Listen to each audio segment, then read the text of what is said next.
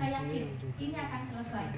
Mungkin tidak di saya, entah 5-10 tahun ke depan, karena saya percaya tidak ada yang kekal di dunia ini kecuali Tuhan. Kita sepakat ya Bapak Ibu. Hal pertama yang saya lakukan di Pomako adalah saya membuat rumah duta baca. Ada 3 titik rumah masyarakat yang saya tempati untuk itu, untuk menuntaskan program literasi di sekolah saya. Berhasil ya, angin-anginan ya Bapak Ibu, angin-anginan. Kemudian kita mencoba dengan strategi yang lain. Kami melakukan kunjungan. Mungkin saya adalah satu-satunya guru perempuan yang selalu melakukan kunjungan rutin ke rumah siswa, dengan kondisi ya kalau jembatan menuju ke rumah siswa saya itu tidak baik. Jadi kalau misalkan kita tidak berhati-hati, kemungkinan besar kita akan jatuh. Dan sekolah saya berada di atas air ya. Oke. Ini maaf mas ya tadi ya. Oke. Nimo Week ini adalah program guru tangguh yang dirancang untuk menjadi salah satu solusi bagi kehadiran siswa dan upaya pelestarian budaya serta bahasa Kamuro. Ini adalah program keempat yang saya coba buat di sekolah saya. Oke, next. Latar belakang yang membelakangi kegiatan ini adalah yang pertama, tantangan kehadiran siswa yang rendah karena banyak anak membantu orang tua bekerja. Sekolah kami dekat dengan pelabuhan yang menjadi akses keluar masuk orang dari dan keluar Mimika, serta menurunnya penggunaan bahasa dan budaya Kamuro di kalangan anak muda, dalam hal ini anak generasi sekolah ya. Jadi Bapak Ibu, Pomako memberikan saya banyak pelajaran. Kalau dibilang saya menjadi guru, maka sebenarnya saya menjadi murid bagi anak didik saya. Dari mereka saya banyak belajar. Jadi murid saya di Pomako itu mereka, kalau kita tahan sampai jam 12 itu nggak bisa ya. Karena apa? Karena mereka biasanya akan bekerja. Ibu guru saya izin, 11:30 mereka sudah harus pergi untuk mendapatkan nasi bungkus. Jadi Bapak Ibu, saya yakin dan percaya kita semua yang mengajar, khususnya anak-anak Papua, kita punya hati yang luar biasa ya. Anak murid kita datang tanpa sarapan ya kan. Jadi jangan bayangkan mereka datang ke sekolah dengan sesuatu yang sudah, kok tadi dibilang kita penuhi dulu makannya, maka murid saya tidak seperti itu. 11:30 mereka akan bekerja untuk mengejar sebelum jam 12 waktu istirahat. Artinya ketika mereka datang ketika jam 12, maka mereka tidak akan mendapatkan makanan dari tenaga kerja bongkar muat di pelabuhan. Kemudian apa dampak dari tantangan yang tadi saya sampaikan? Rendahnya kehadiran menghambat pendidikan dasar dan budaya Kamuro terancam punah. Kamuro adalah salah satu suku terbesar di Kabupaten Mimika yang memiliki budaya yang sangat banyak dan kaya. Oke, next. Ini murid saya namanya Grecia. Kami kunjungan ke rumahnya karena dia sudah hampir 2 minggu tidak sekolah. Dan ketika saya bertemu di jalan, Desi, kamu mau kemana? Dia bilang, ibu guru, saya bantu mama jual udang. Ya, Grecia. Tujuan program ini yang pertama untuk meningkatkan kehadiran siswa dengan melibatkan orang tua dalam pendidikan agar mereka mendukung anak-anak datang ke sekolah. Kemudian tujuan yang kedua yaitu pelestarian budaya Kamuro, menghidupkan kembali bahasa dan budaya Kamuro melalui pendidikan agar generasi muda terhubung dengan warisan mereka. Jadi Bapak Ibu, tujuan program ini saya mengajak kepada orang tua. Di awal tahun ajaran baru sebagai wali kelas 6, saya menyampaikan, saya kumpulkan orang tua, Bapak dengan Mama, saya wali kelas 6, saya sampaikan saya ada program. Jadi saya buatkan jadwal untuk orang tua agar mereka datang di satu hari dalam satu pekan. Saya jadwalkan mereka menjadi guru bagi anak-anak. Kita tahu SDM mereka mungkin tidak seperti kita, tapi saya berikan kebebasan. Bapak mau ngajar apa sih yang Bapak bisa? Bapak mau ngajar kosakata bahasa Kamuro, boleh. Bapak mau bercerita, boleh. Jadi saya hanya berikan waktu dalam 1 minggu 15 menit kita jadwalkan. Tetapi jadwalnya itu sifatnya fleksibel.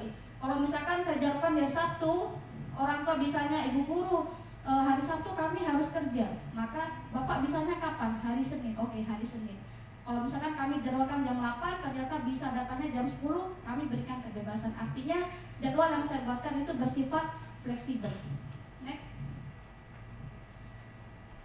Ini ya, kegiatan di sini ada gambar, ini ada videonya, sebenarnya cuma saya tidak tampilkan. Ini ada Bapak Aloysius, beliau sebagai orang tua siswa dari murid saya dan mengajarkan. Dan ternyata bisa ya, anak-anak anak merasa bangga dengan orang tua yang datang untuk mengajar teman-temannya di sekolah. Ya, jadi ini menjadi pengalaman belajar yang mengesankan serta menarik minat dan rasa bangga terhadap budaya Kamoro. Jadi pelan-pelan saya sebagai guru juga belajar dari mereka. Belajar dari kosakata yang mereka biasa gunakan, belajar tarian mereka, belajar cara mengukir. Dan mungkin Bapak Ibu bisa lihat tas yang saya gunakan adalah hasil karya siswa saya asli suku Kamoro. Oke, lanjut. Hasil program dampak pada kehadiran dan budaya. Jadi melalui program ini siswa saya meningkat. Melalui program budaya kehadiran siswa meningkat secara bertahap karena mereka lebih tertarik dengan kegiatan sekolah. Artinya anak murid saya mereka bercerita kepada temannya yang lain. Tadi toh bapakku belum ngajar loh, gitu ya, dengan bahasa mereka. Tadi saya bapak itu mengajar pukul tifa. Ya, kita tahu kalau di masyarakat biasanya ketika kita minta mereka untuk mengajar maka kita harus mengeluarkan uang. Ya, tetapi dengan program yang saya buat, kita sampaikan kita bisa berkolaborasi sehingga kami mendatangkan mereka tidak membutuhkan biaya. Saya sampaikan ini adalah bentuk kolaborasi bapak dengan mama, apapun yang bisa diajarkan silakan datang ke sekolah. Oke, lanjut.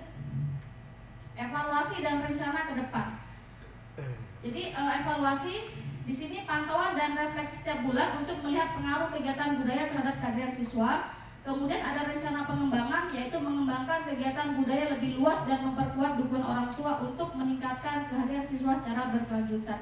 Jadi Bapak Ibu, setelah kegiatan ini awalnya yang siswa saya dia malu-malu untuk membawakan tarian seka, kemudian ada yang malu-malu membawakan mop dengan menggunakan bahasa Kamoro. Itu di sini kita ajarkan bagaimana kalian harus bangga dengan budaya Kamoro. Jadi literasi yang saya angkat di sini tidak hanya sekedar membaca, menulis, tetapi mereka bercerita. Kadang di kelas itu saya berikan kesempatan kepada siswa saya untuk duduk dua orang, silakan saling bercerita. Mereka akan bercerita. Jadi kalau Bapak Ibu mungkin boleh follow akun Facebook saya, di sana ada semua saya share kegiatan yang saya lakukan bersama murid saya untuk berbagi praktik baik. Oke, lanjut Mas Ian. Ya, sampai penghujung saya boleh akhiri dengan pantun. Dibantu cakapnya ya Bapak Ibu. Sungai mengalir di tanah Papua. Sampan berlayar membawa sagu. Bersama kita menjaga budaya agar anak-anak hadir dan maju. Iya. Selanjutnya yang ketiga, Bapak Francisco Katmoran dari SD Impres Fakafuku.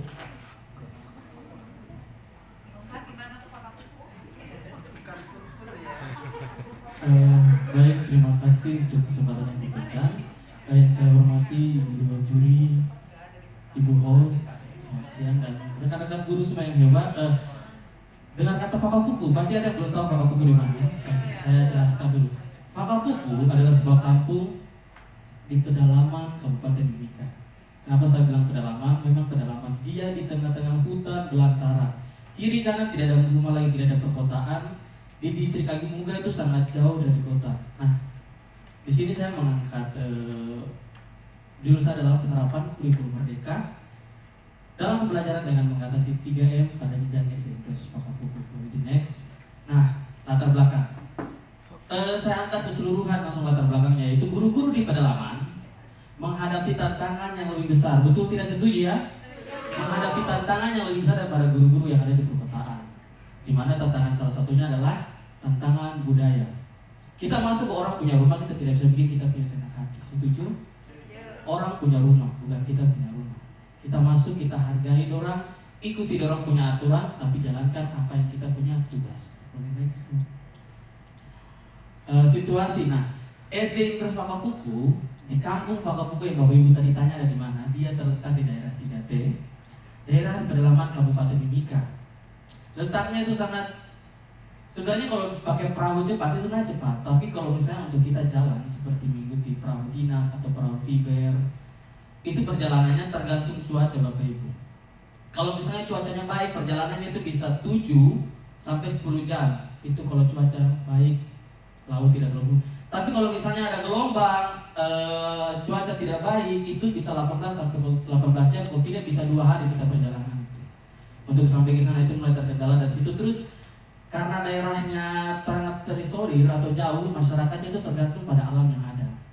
Di sana tidak ada kios sama sekali, tidak ada apa-apa. Pengusaha datang ke sana juga mereka pikir 2 kali, kita ke sana tidak ada uang yang terputar.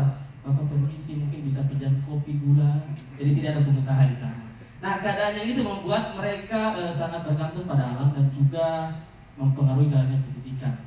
Dan juga sekolah saya itu sudah memiliki komunitas belajar yang mendukung kurikulum merdeka yang diterapkan tahun ini.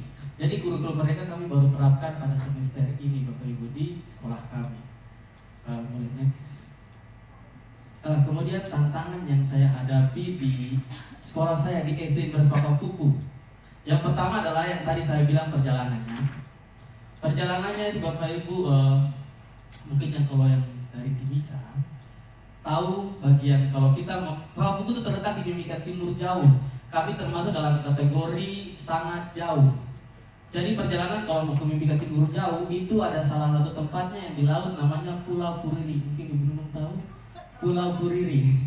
Itu kalau orang lewat situ mungkin kalau bisa baru keluar dari pelabuhan masih santai, enjoy. Sampai sudah dengar sumber dekat Puriri. Tuhan Yesus tolong berkati kami di kami dalam perjalanan ini. Kalau yang itu mungkin kalau yang bagaimana langsung berdoa. Tidak pakai amin lewat situ. Di situ kalau misalnya cuaca baik, memang gelombang tapi tidak terlalu. Tapi kalau misalnya dia sudah hujan, baru gelombang, tinggi ombaknya sampai 5 meter, Bapak Ibu. Terus di bawah itu ada lumpur bercampur pasir, di bawahnya lumpur isap atau pasir isap. Beberapa teman saya, rekan guru saya, sudah pernah jatuh dan sampai sekarang mayatnya tidak ditemukan. Siapapun yang jatuh di Pulau Puriri tenggelam, walaupun mungkin, lempar dia gen, dorang pergi, karena tidak bisa putar balik nih. Pas balik, gen itu juga tidak ditemukan, gen itu. Padahal gen kan kalau logikanya gen itu terapung ya, dari jauh sana gen, tapi gennya tidak ditemukan lagi. Ombak pukul masuk ke dalam, langsung lumpur tarik ke bawah. Jadi orang yang jatuh di situ sudah pemakamannya sudah di situ. Jadi perjalanan kemudian kalau sudah lewat situ kita masuk lewat ada muara-muara, kali. Nah di situ lagi kita terhambat. Kenapa bisa lama? Kadang kalau di situ kan area pembuangan limbah pabrik dari PT Freeport. Jadi itu endapan lumpurnya makin hari makin kian naik. Jadi pada saat kalau air surut berarti sudah tidak ada air lagi. Jadi kita terhambat. Tunggu besok lagi pada saat air pasang baru kita bisa lewat.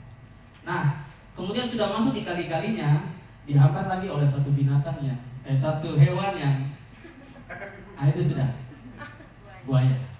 Jadi kalau sudah lewat baru misalnya kalau ketemu dia itu biasa kalau kita dan masalah bilang Pak Guru tidak boleh lihat jalan saja, anggap itu batang kayu pada hati. Kenapa jadi tidak? Biasa kalau kita lihat dia nanti dia kira kita ganggu dia. Kita jalan ikut sampai di kampung Fakafuku. Kalau sudah lihat pokoknya orang bilang kalau mau ke kampung Fakafuku lihat saja kalau sudah dapat kebun pisang dan pohon kelapa itu sudah kampung Fakafuku. Nah kemudian adalah keamanan. Daerah yang telusuri yaitu kita biasa dapat isu-isu dari 3 huruf. Itu sudah dapat isu-isu dari 3 huruf, bahkan dari kepala kampung sendiri. Kemudian penyakit malaria di sana itu presentasinya sangat tinggi sekali. Sampai anak-anak di sana kalau mereka ke sekolah, kok kenapa? Pak Guru saya malaria mix, tapi orang ada jalan biasa. Ini malaria loh, tapi dong jalan biasa karena kayak sudah biasa. Kemudian kami itu kayak sangat gampang sekali tertular penyakit TBC. Di sana angka TBC juga sangat tinggi. Bagaimana kita mau menjaga jarak dengan orang sedangkan orang datang saja Pak Guru. Orang datang ke depan kita, Pak Guru yang ini bagaimana dok punya muka sudah di sini. Dan bagaimana kita mau tolong? Jangan. Nanti orang rasa Pak Guru tidak suka saya. Akhirnya ya sudah berdoa saja Tuhan tolong jaga kami.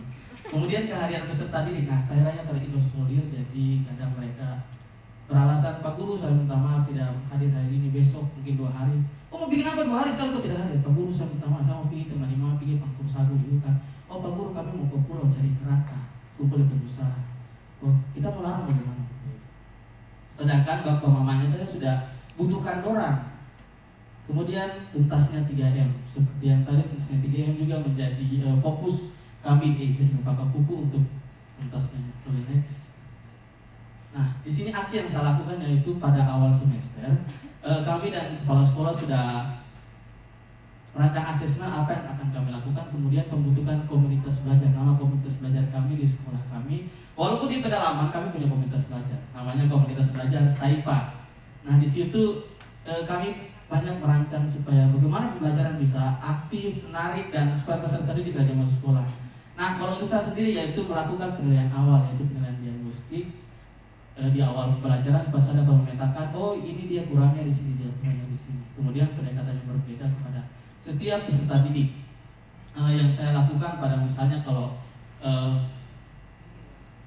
pendekatan berbeda itu pada kalau misalnya anak yang kurang membaca, saya buat program membaca minat. Jadi ada buku-buku bacaan, saya bilang, kopi kau suka buku yang mana? Pak Guru, kayaknya yang kau suka baca. Jadi dia suka, aduh iya. Jadi dia baca, dia usahakan sampai aku mengerti, bagus nih gambar-gambar itu. Akhirnya dia berusaha supaya dia baca, dia mengerti apa di dalamnya. Kemudian kalau yang matematika, itu saya menggunakan metode gasing. Mungkin sudah ada tahu metode gasing, saya pakai metode itu. Nah, kemudian metode pembelajaran yang menarik, di sana itu anak-anak dalam mereka paling suka nonton. Jadi puji Tuhan kepala sekolah kami juga perhatikan kami punya sekolah, jadi sudah disediakan walaupun di tengah-tengah hutan kami punya proyektor ada Bapak Ibu. Saya nontonkan film mereka, oh ini loh kita punya pembelajaran hari ini. Aku anai. Di sana kalau anak itu kan aduh gitu. Oh anak bagus kan dia nonton. Jadi saya jelaskan ini adalah supaya saya jelaskan mereka tertarik karena ini langsung papan tulis itu bisa bergerak. Terus kayak saya pakai kuisis juga Bapak Ibu. Pada lama tapi saya sudah pakai kuisis untuk mereka maju ke depan tekan jawaban. Jadi puji Tuhan mereka rajin masuk sekolah karena Pak Guru besok kita mau bikin apa? Besok kita mau nonton, habis nonton kita main tekan-tekan papan tulis lagi. Pak Guru besok saya akan masuk sekolah. Dan Pak Guru belum buka sekolah lagi, saya sudah kita bebel duluan. Oh iya terserah datang. Nah kemudian pemberian makan siang Kabupaten Mimika untuk daerah pesisir dan pedalaman itu ada program dari Dinas Pendidikan yaitu makan siang. Memang dibilang kata beberapa hari, tapi kami di Pakapuku setiap hari Bapak Ibu. Kami masak setiap malam, besok paginya kasih makan anak-anak. Berterus sepanjang, mungkin kita istirahat cuma hari Minggu. Senin sampai Sabtu kita masak setiap malam, panci besar-besar, bukan pakai kompor, tungku. Nah kemudian kami bekerja sama dengan tokoh masyarakat untuk mendukung hal ini. Boleh next. Nah refleksi itu penerapan kurikulum mereka di Pakapuku dengan pendekatan interaktif terus pemakaian teknologi berhasil menarik minat peserta. Puji Tuhan gara-gara saya pakai video ini anak-anak tuh rajin masuk karena terus setiap malam itu saya putar video, putar layar tancap. Kalau kamu tidak sekolah malam kau tidak datang nonton di sekolah. Tidak Pak Guru saya masuk, tidak besok saya catat mana yang tidak masuk, jangan kau datang sekolah, tidak Pak Guru. Nanti saya bikin nonton, besok sama sekolah. Oke mantap. Jadi pendekatan ini menunjukkan bahwa dalam mengatasi 3M dapat dihadapi dengan strategi yang kreatif dan kontekstual. Boleh next, terakhir 8 detik, silahkan lihat saya punya dokumentasi. Itu ada beberapa budaya yang saya angkat yaitu supaya mereka rajin itu ada ekskurs TK dan membuat keripik pisang dan sebagainya. Terima kasih banyak. Luar biasa. Selanjutnya keempat yaitu Ibu Melda Tamaris Meliara Siregar dari SMP Negeri 9 Mimika. Bapak Ibu tiga-tiganya ini dari SMP Negeri 9 Mimika. Jadi saya berani bikin maaf karena mungkin satu pertanyaan kamu tiga Bapak atur sudah ya. Silakan Bu. Selamat siang untuk kita semua yang saya hormati. Selamat siang untuk kita semua yang saya hormati Ibu Dewan Juri dan yang saya kasihi teman-teman AGN 2024. Adapun praktik baik saya yang akan saya bagikan dengan teman-teman sekalian, yaitu judulnya Tantangan dalam Membangun Karakter Peserta Didik di Daerah Dedikatif SMP Negeri 9 Mimika, Papua Tengah. SMP Negeri 9 ini sebenarnya tidak jauh dari kota, tetapi kami mengalami tantangan yang sangat-sangat luar biasa dalam hal keamanan, di mana anak-anak yang dari duga biasanya yang bermasalah turunnya ke sana. Jadi sekolah kami itu di sana juga penduduknya mayoritas asli Papua, tetapi beda dengan Ibu Nunung. Kalau Ibu Nunung tadi orangnya pantai, kalau kami gunung, jadi bertolak belakang. Jadi kalau kita memang belajar tentang latar belakang mereka dari gunung, kita sudah tahu masing-masing. Jadi tantangannya berat, baik itu orang mabuk, menemukan di jalan dengan memegang alat saja kita sudah biasa. Yang penting kita niat baik untuk sekolah. Next Pak. Pendahuluan. Kurikulum Merdeka mengharapkan proses pembelajaran yang berpihak pada peserta didik. Rendahnya minat dan motivasi peserta didik untuk hadir dalam proses pembelajaran di sekolah itu tidak mencapai 100% karena daerah ini sering mengalami konflik sosial dan kurangnya kesadaran orang tua akan pendidikan anaknya. Untuk mewujudkan tujuan pendidikan nasional, maka keenam dimensi profil pelajar Pancasila yang diimplementasikan dalam proses pembelajaran menjadi pusat perhatian dalam membentuk karakter peserta didik. Profil pelajar Pancasila merupakan ciri karakter dan kompetensi yang diharapkan untuk diraih peserta didik yang didasarkan pada nilai-nilai luhur Pancasila. Pelaksanaan elemen akhlak beragama belum sepenuhnya diimplementasikan peserta didik. Hal ini dapat diketahui sebagian peserta didik belum rutin ibadah dan berdoa. Implementasi akhlak pribadi dari peserta didik juga belum terlaksana dengan baik karena masih ditemukan peserta didik yang tidak berminat sekolah, belum menjaga kebersihan diri, belum berperilaku sebagai peserta didik. Elemen akhlak kepada sesama belum sepenuhnya tercapai dan bahkan implementasi akhlak bernegara mereka juga belum melakukan dengan sebaik mungkin karena ada pertentangan di hal-hal tertentu. Next Pak. Situasi. Banyaknya persoalan kepribadian peserta didik khususnya karakter yang dipengaruhi oleh lingkungan yaitu teman bergaul yang sudah tidak sekolah sehingga mempengaruhi dalam hal etika berbicara. Hal-hal yang tidak pantas disebut sebagai anak sekolah, mereka itu sering di antara mereka sering melakukan bahasa yang tidak enak didengar.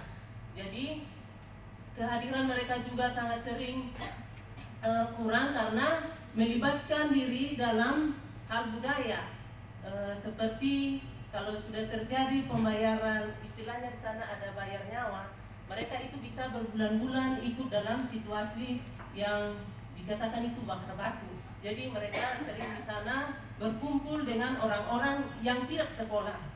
Nah, dengan keadaan ini maka sangat berpengaruh terhadap perilaku mereka di sekolah. Inilah yang membuat saya tertantang dalam membuat program buku catatan perilaku peserta didik serta program ibadah OSIS di sekolah diaktifkan. Next.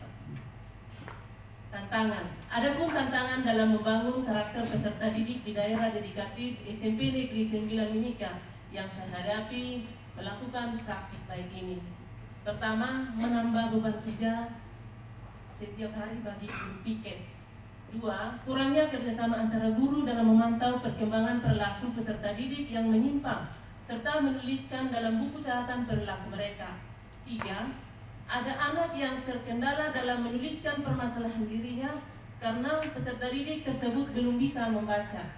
Biar saya mengajar di SMP Pak, masih kami punya siswa itu ada beberapa itu yang belum bisa masuk kategori fase D, tetapi mereka sudah memiliki ijazah. Saya juga tidak tahu bagaimana sampai ke kami dengan 6 tahun di SD, tapi sampainya di kami situasinya seperti itu.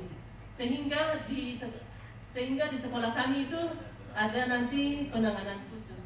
4. Ada anak yang enggan menuliskan permasalahan dirinya untuk diketahui oleh guru dan selalu menulis permasalahan yang sama serta selalu berulang-ulang. Biasanya anak yang seperti ini banyak dari keluarga yang bapak dan mamanya ada broken home. Biasa kan bapak-bapak kalau sudah pegang uang banyak atau ada kedudukan sedikit atau misalnya kepala suku, dia memiliki banyak istri. Jadi anak biasa terlantar. Jadi ibu-ibu juga kemampuannya untuk mencari kebutuhan di rumah juga terbatas. Jadi anak-anaknya banyak yang terpengkalai seperti itu. Next Bapak.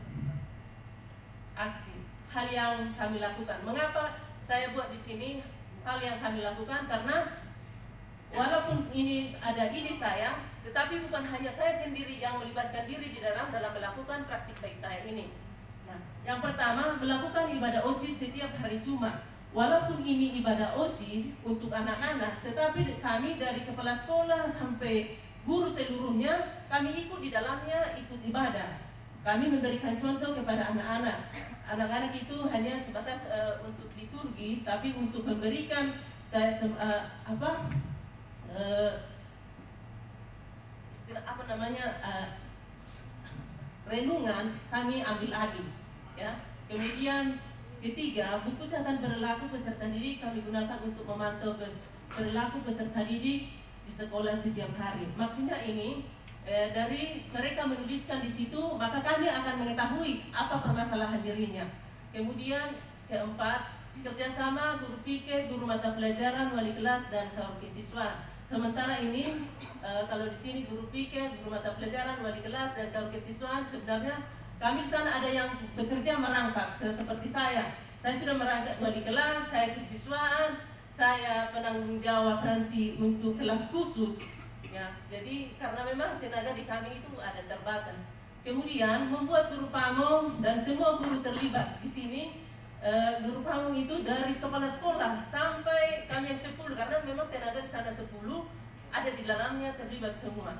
Kemudian membagi peserta didik itu dalam bentuk kelompok sesuai dengan jumlah guru tadi, melakukan bimbingan karakter sesuai jadwal yang kami buat, yaitu di hari Sabtu, dan guru pamong memantau mereka. Next Pak. Nah, refleksi dari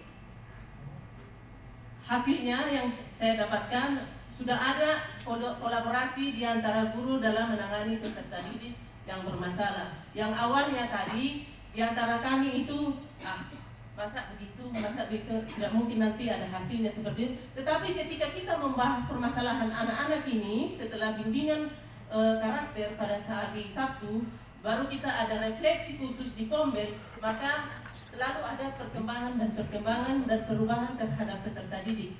Kemudian yang kedua, dengan adanya kelas khusus, maka peserta didik yang belum bisa terlayani dengan baik, maka dia akan terlayani.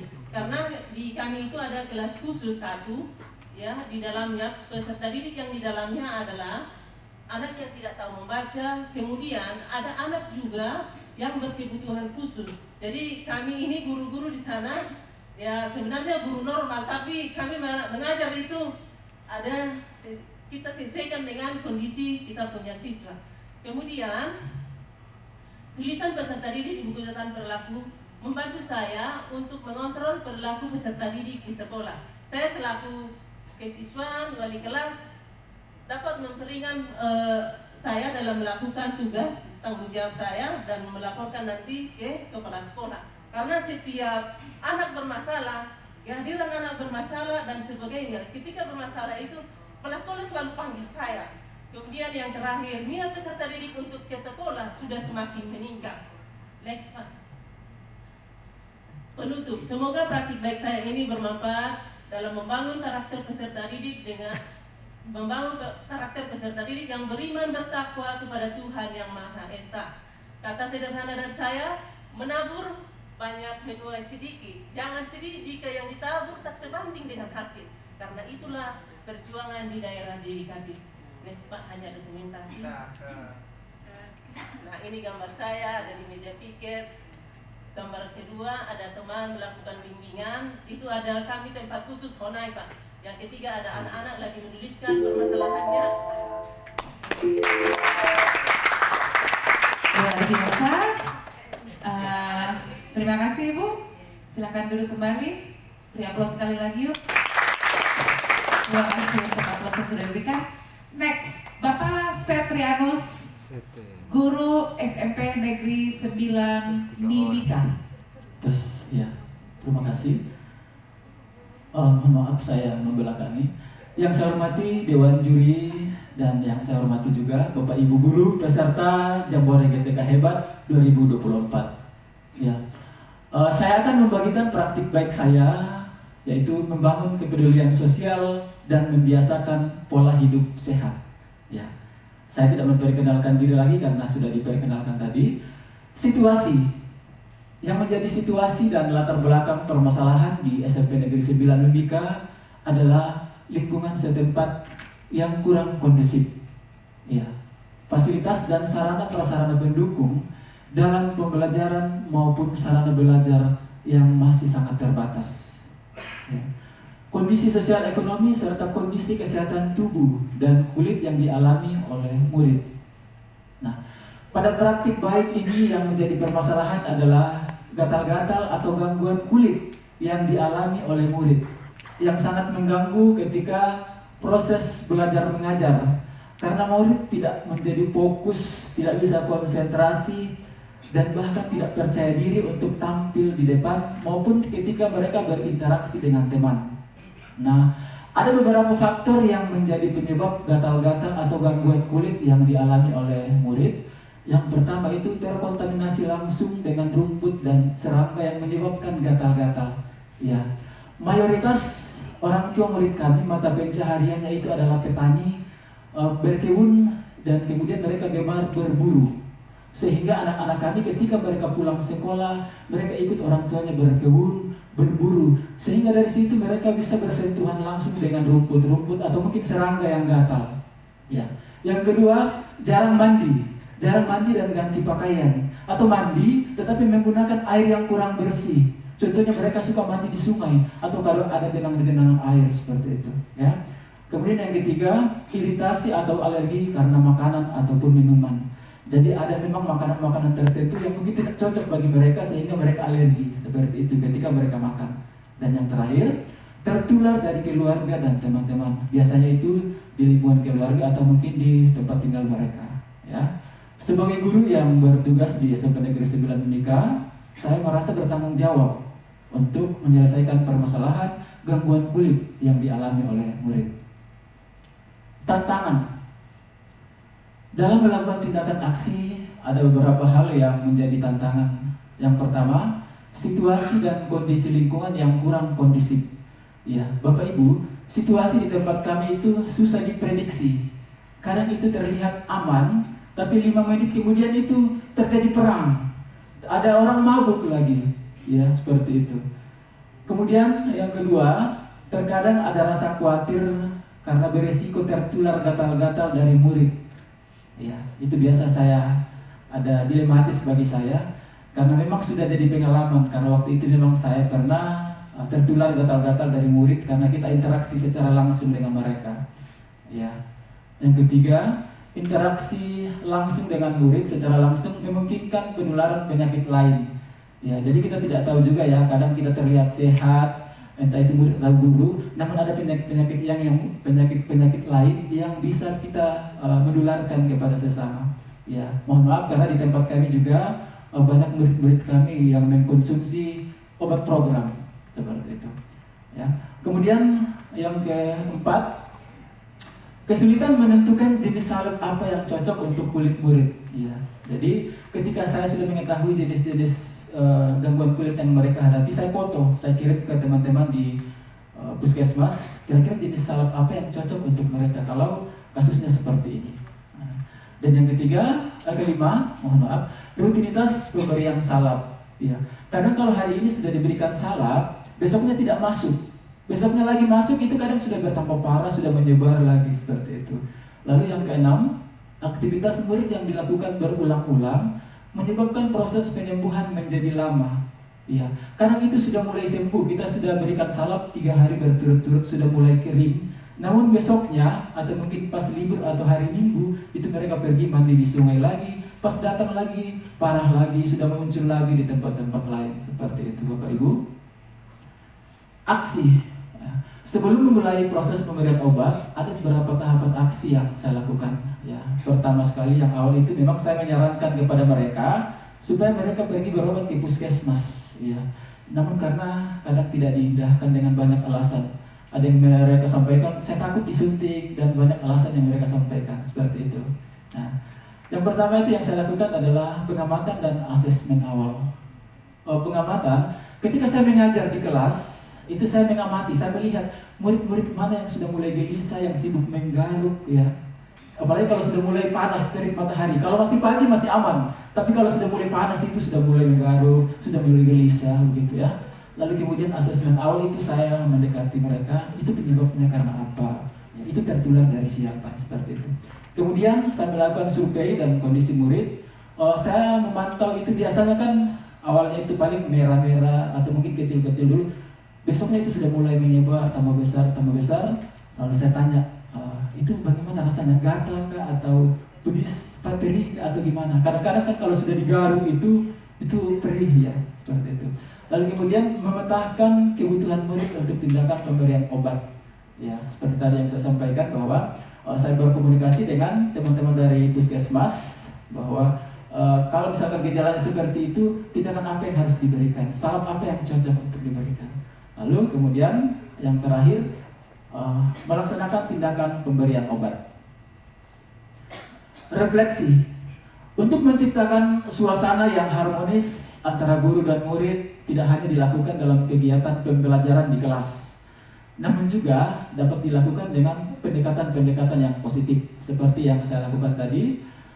Dengan saya melakukan pengobatan seperti itu, misalkan saya sudah menggosok salep, dari situ saya mulai masuk ke dalam kepribadian mereka. Saya mulai tanya kepada mereka dengan banyak pertanyaan yang saya ajukan. Misalkan, tadi malam kamu tidur jam berapa? Tadi pagi kamu sarapan atau tidak? Seperti itu. Jadi komunikasi saya dengan mereka itu lebih dekat, lebih akrab. Ya. Dengan begitu saya bisa masuk ke dalam kepribadian mereka. Seperti itu untuk memahami mereka lebih dalam. Nah, dari keterbatasan dan kurangnya fasilitas pembelajaran tidak menjadi alasan untuk tidak bisa menjadikan pembelajaran yang berpihak kepada murid. Ya, izin Pak. Next. Ya. Penutup, melalui pembelajaran dan pendampingan bagi murid yang mengalami kesulitan karena gangguan kulit dapat membawa dampak baik bagi lingkungan sekolah. Misalnya meningkatkan rasa percaya diri murid. Ya, jadi ketika biasanya kan anak-anak ketika masih ada gatal-gatal atau luka di kulit, karena itu mereka tidak percaya diri. Terutama ketika saya mengajar di kelas, saya menyuruh mereka untuk mempresentasikan hasil diskusinya untuk tampil di depan. Kadang yang ada luka-lukanya di tangan itu kadang ditutupi seperti ini, atau mungkin di wajah, kadang begini aja untuk menutupi seperti itu. Tapi setelah sudah sembuh ya mereka sudah percaya diri. Ya.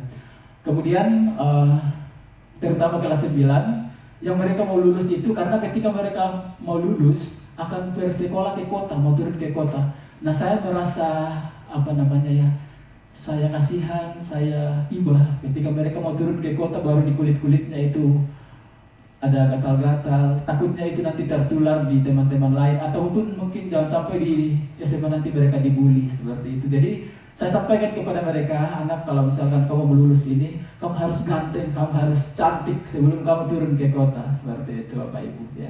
Satu kata bijak atau motivasi dari saya, lakukan kebaikan-kebaikan kecil di sekitar Anda, maka kebaikan yang lain akan menghampiri Anda. Ya. Sedangkan kita berbuat baik kepada orang saja, belum tentu kita mendapatkan hasil yang baik. Apalagi kalau kita berbuat yang tidak baik. Ya, seperti itu. Ini dokumentasi, jadi salah satu gambar yang mewakili ya. Ini contohnya misalkan yang di tangannya seperti ini, di wajahnya seperti ini ya, ada yang di kaki, mohon maaf ya, saya menampilkan gambar seperti ini supaya Bapak Ibu bisa melihat kondisi-kondisi yang mereka alami seperti itu di sana. Ya. Inilah yang menjadi praktik baik saya. Makanya kadang di sekolah itu kadang saya dipanggil dokter atau mantri. Iya. Itu saja pemaparan saya. Terima kasih. Selamat sore. Ternyata ada pasangannya Ibu Megawati. Iya, terlihat. Selanjutnya peserta yang ke-6, Ibu Irenya Sari De Paulin, juga dari SMP Negeri 9. Baik, selamat siang.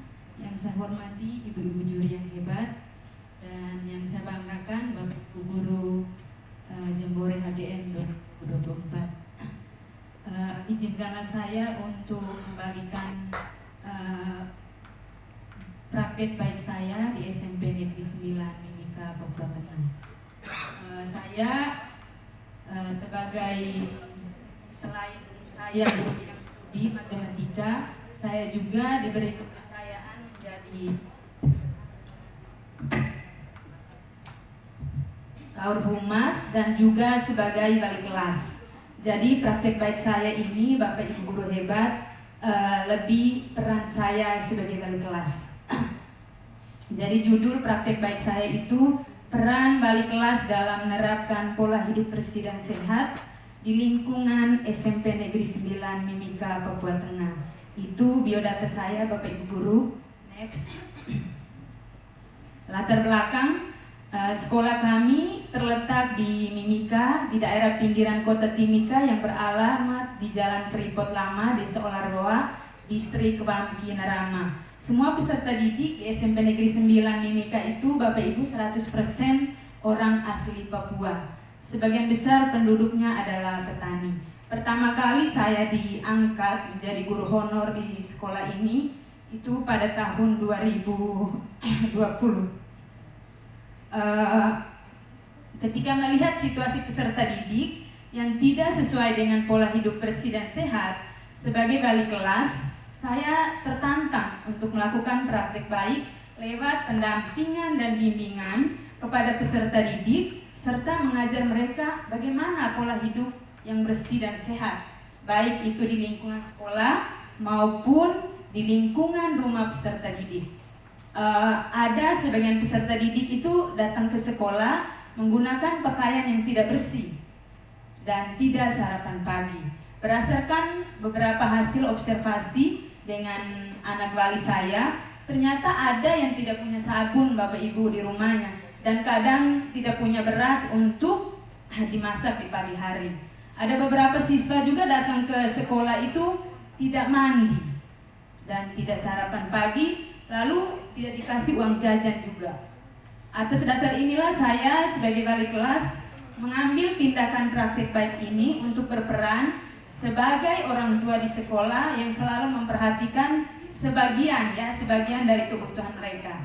Dampaknya itu kepada mereka cenderung termotivasi dan merasa nyaman, memiliki semangat untuk belajar dan berprestasi.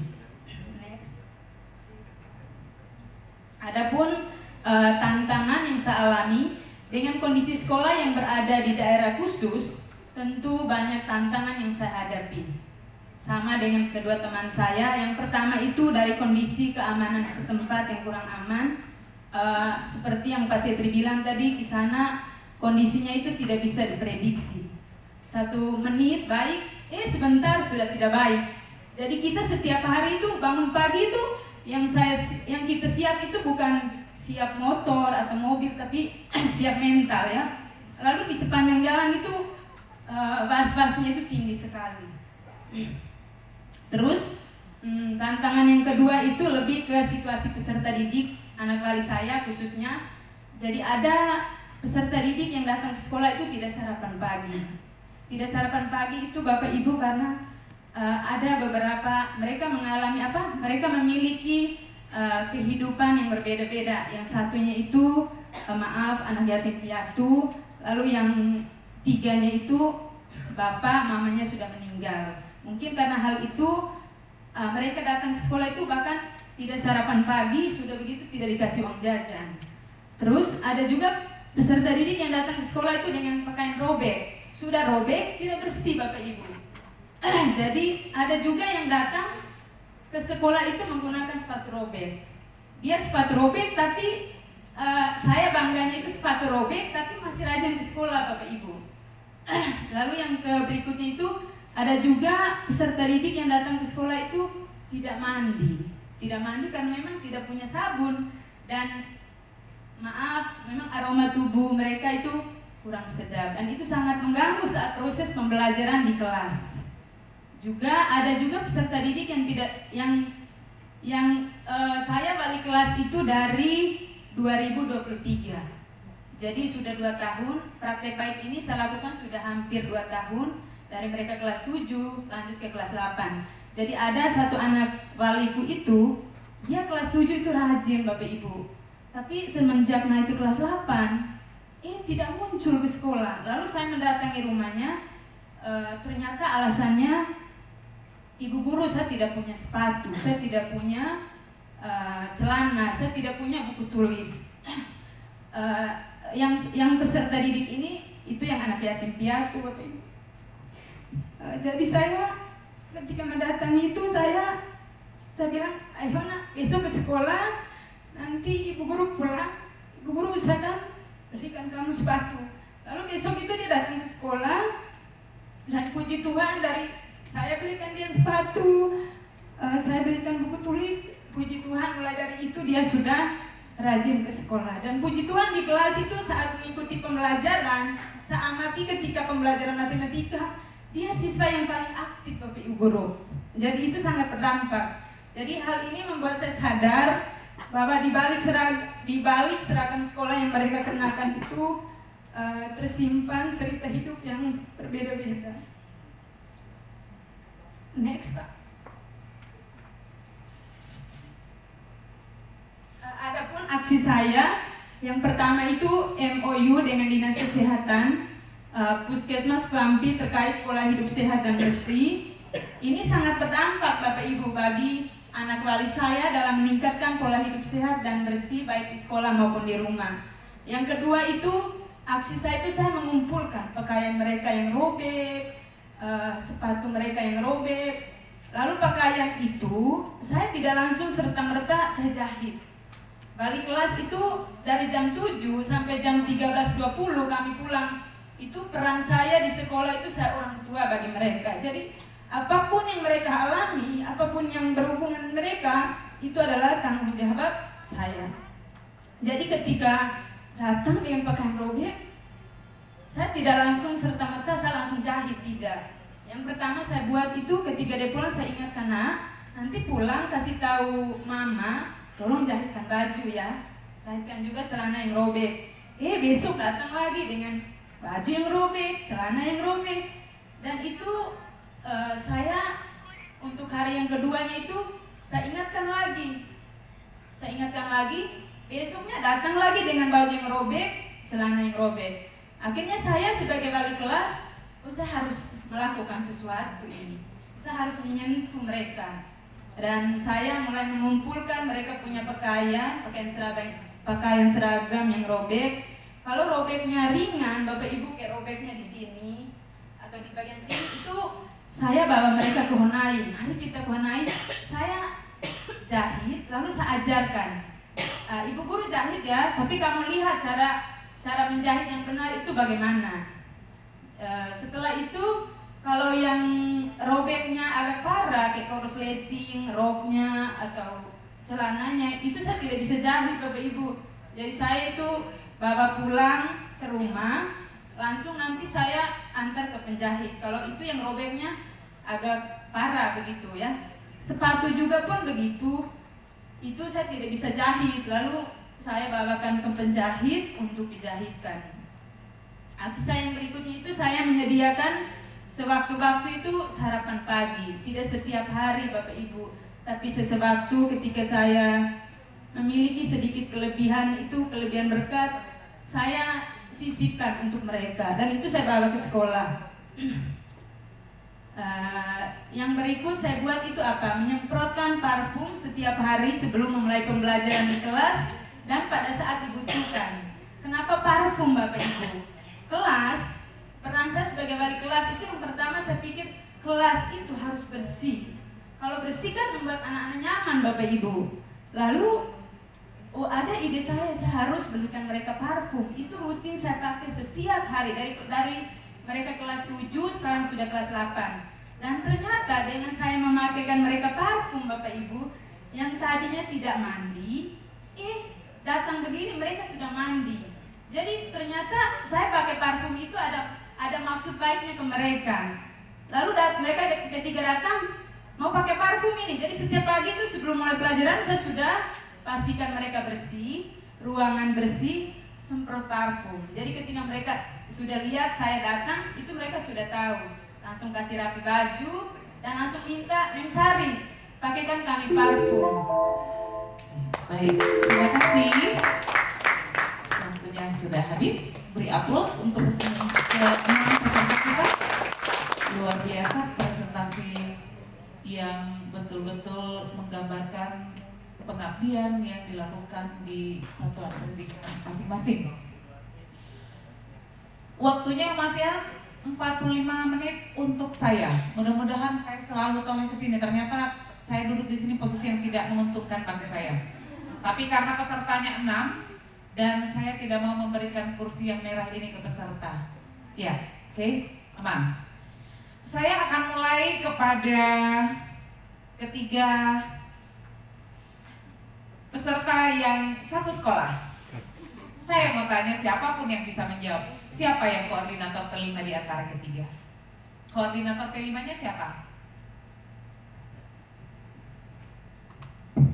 Iya, terima kasih izin menjawab. Yang menjadi koordinator umum itu saya sendiri, Bu. Terima kasih. Berarti jamnya diakui di Dapodik? Diakui, Bu, 2 jam. 2 jam. Paham. Berarti tahu betul gitu ya. Berikut, apa yang memotivasi ketiga-tiganya ngambil P5? Yuk, gantian. Apakah baku atur atau kerja sama? Atur nama saja.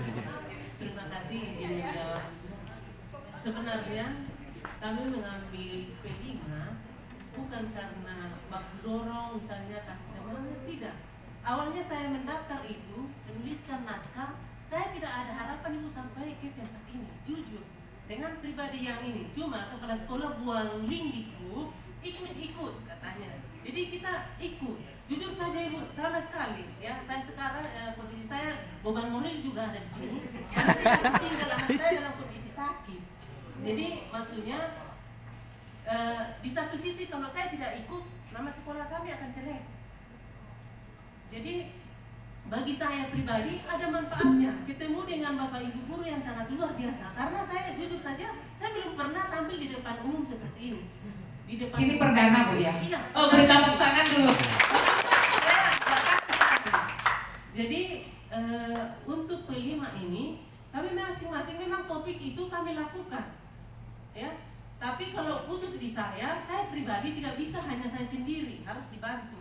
Karena memang tugas yang dikasih sama saya itu kepala sekolah kasih saya tugas itu agak berat, ya. Satu kesiswaan, satu kelas itu agak bermasalah dengan wali kelasnya dilimpahkan ke saya. Jadi rata-rata permasalahan anak-anak itu biasa kadang kepala sekolah saya langsung tanya saya, Ibu Melda bagaimana ini? Sudah baru saya koordinasi dengan wali kelas. Jadi sebenarnya ini tidak ada kami baku ini untuk P5 ini. Baru tayang saja di sini kami judul itu, kenapa saya punya judul ini?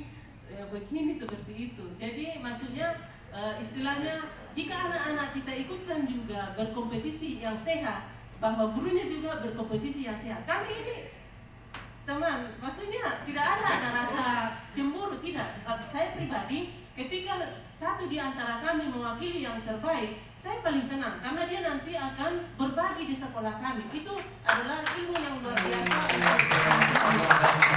Terima kasih Bu Melda. Nggak apa-apa ya, yang penting saudara saya sudah paham maksudnya. Boleh Bu Iren? Baik, terima kasih izin saya menjawab. Kalau dari saya tadi kan praktik baiknya itu lebih ke peran wali kelas. Bagaimana saya memperhatikan anak-anak, bagaimana anak-anak itu merasa nyaman, lalu saya memberikan sentuhan kasih ke mereka. Terus kenapa kami bertiga sama-sama ambil P5? Karena memang masalah yang sangat urgen itu di bagian itu, Ibu. Jadi itu yang harus kami turun tangan dan kami harus ambil tindakan. Dengan cara itu anak-anak didik kami itu sangat termotivasi, Ibu. Ketika kami sentuh motivasi mereka untuk belajar dan datang ke sekolah itu sangat meningkat. Oke, baik. Satu lagi pertanyaan untuk ketiga. Kapan mulai menggarap praktek baiknya Bu Iren? Saya itu mengabdi dari 2020, tapi diberikan kepercayaan itu menjadi wali kelas dari 2023 ketika Kurmer itu pertama kali diterapkan di sekolah kami. Sejak itu Bu, saya membuat praktek baik saya. Lalu menyiapkan video dan naskahnya kapan? Dulu kami Bu sangat tertutup karena itu kan daerah kurang aman. Jadi saya dulu sebelum dari 2020 itu kami sangat tertutup soal informasi, bahkan banyak hal yang kami memang tidak impor soal kegiatan. Tapi ketika Kurmer itu kami terapkan dan mulai membuka wawasan kami, ternyata yang kami buat itu bisa kami bagikan kepada orang lain lewat sosial media. Kalau video yang dikirimkan ke kami kapan dibuatnya? Itu saya simulasi semua Ibu, karena memang Bulan berapa? Saya Lupa. buat itu di bulan yang sebelum mau apa naskah. Oh. Nah, itu simulasi, bukan memang saya tidak berpikir bahwa yang saya buat itu adalah praktik baik. Jadi saya buat saja dari tahun lalu itu. Saya belikan mereka ikat pinggang, pakai parfum, belikan mereka sesekali saya kasih mereka makanan. Itu tidak pernah saya buat dokumentasi. Baik. Boleh pakai Pak Satrianus? Mungkin menambahkan sedikit Bu. Jadi praktik baik yang kami lakukan ini sebenarnya sudah lama kami lakukan. Bukan hanya karena ada jambore begini baru kami lakukan. Contohnya video-video naskah yang saya tampilkan itu harusnya itu aturannya videonya itu di landscape ya. Tapi karena waktu itu kami belum tahu, jadi iya betul.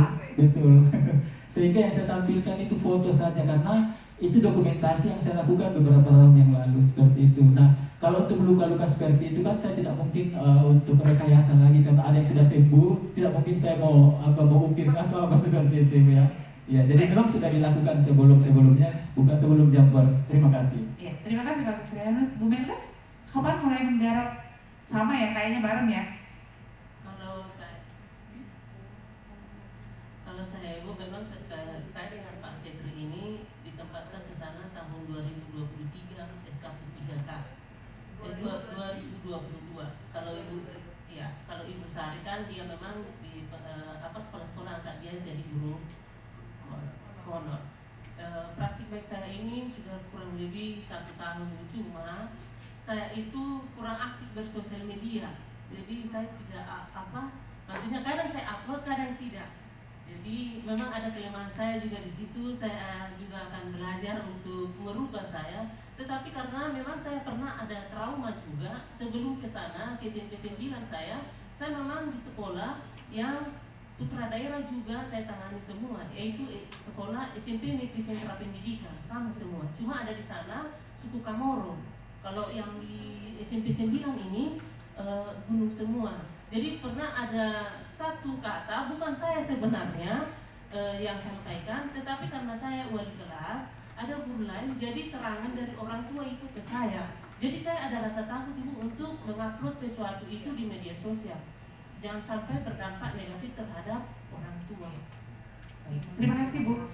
Oke, letakkan dulu. Iya, terima kasih. Kita dari yang ketiga ini karena biar connect jenjang yang sama, saya akan beralih ke adik-adik. Ya. Adik-adik kita kan di SD gitu. Pak Francisco. Saya mendengar Pak Francisco biasa bermalam di hutan. Bermalam di hutan dan entah berapa malam gitu ya. Sudah berapa kali bermalam di hutan selama perjalanan ke Fakafuku? Izin menjawab, untuk perjalanan ke Fakafuku itu sudah 2 kali kami bermalam di hutan. Dan ya begitu sudah situasinya karena pertama tidak direncanakan. Kepala sekolah suruh untuk ayo kita kembali sebelum nanti tim monitoring datang, jadi kita harus kembali cepat. Jadi pada saat kembali itu cuaca memang baik, kami lihat puji Tuhan baik, ini sampai di tengah-tengah kali atau mau ini kita lihat tiba-tiba di Furiri itu sudah berombak, akhirnya kita bilang kita masuk kali. Pada saat masuk kali di situ sudah endapan lumpur sudah tinggi, akhirnya kita punya perahu kandas. Dan sudah saat perahu kandas, akhirnya mau tidak mau kami bermalam di situ dengan diserang oleh agas-agas. Berarti setiap perjalanan sudah harus bawa bekal ya? Ya, benar. Oke. Pertanyaan saya selanjutnya, apa yang membuat Bapak betah tinggal selain karena penugasan? Bisa saja kan penugasan kita tolak ya. Tapi Bapak betah tinggal, tidak ada kios.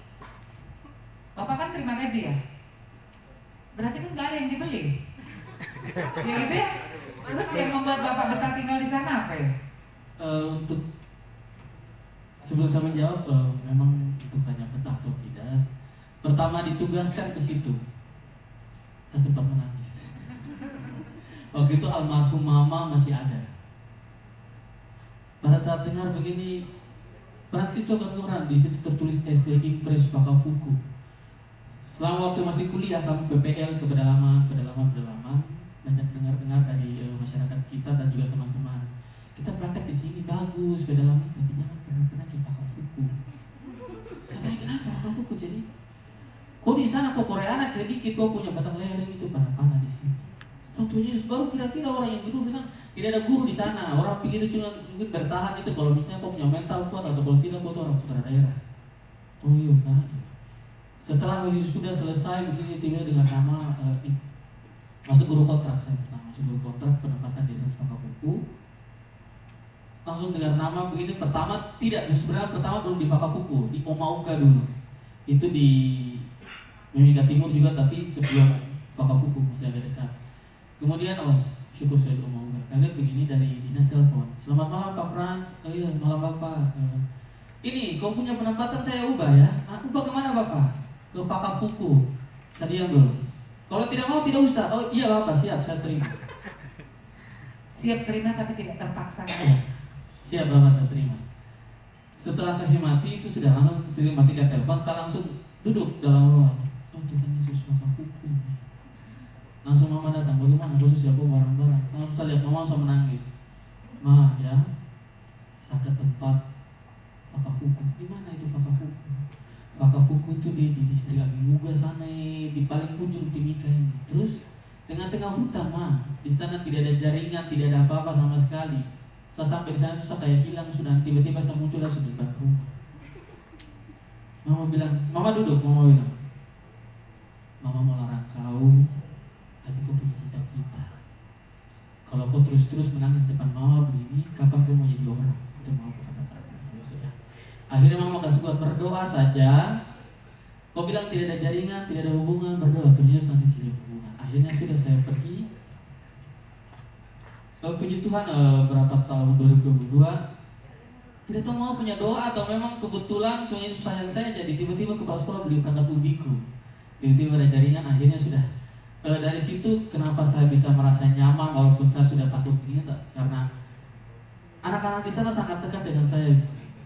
Saya kebetulan mengajar di kelas 6. Jujur setiap kali kelulusan itu saya paling, anak-anak belum nangis saya menangis duluan. Kayak Dora terlalu dekat, datang pagi-pagi itu kayak biasanya orang anak-anak sekolah kan, Pak Guru selamat pagi, selamat pagi. Tidak, Dora langsung peluk. Pak Guru selamat pagi. Nanti dong kadang langsung ada yang kayak sudah balik tinggi, saya langsung dong gendong. Angkat saya ke sana, jadi biasanya itu aneh kayak terima sekali saya. Makanya setiap kali perpisahan itu saya sepatah dua patah kata saya langsung menangis duluan. Itu makanya buat saya. Di sana ada SMP? Mohon maaf. SMP-nya ada, tapi di distrik Abinuganya itu perjalanan dari kampung 2-3 jam. Oke, puji Tuhan. Satu lagi Pak, sebelum pindah mic-nya.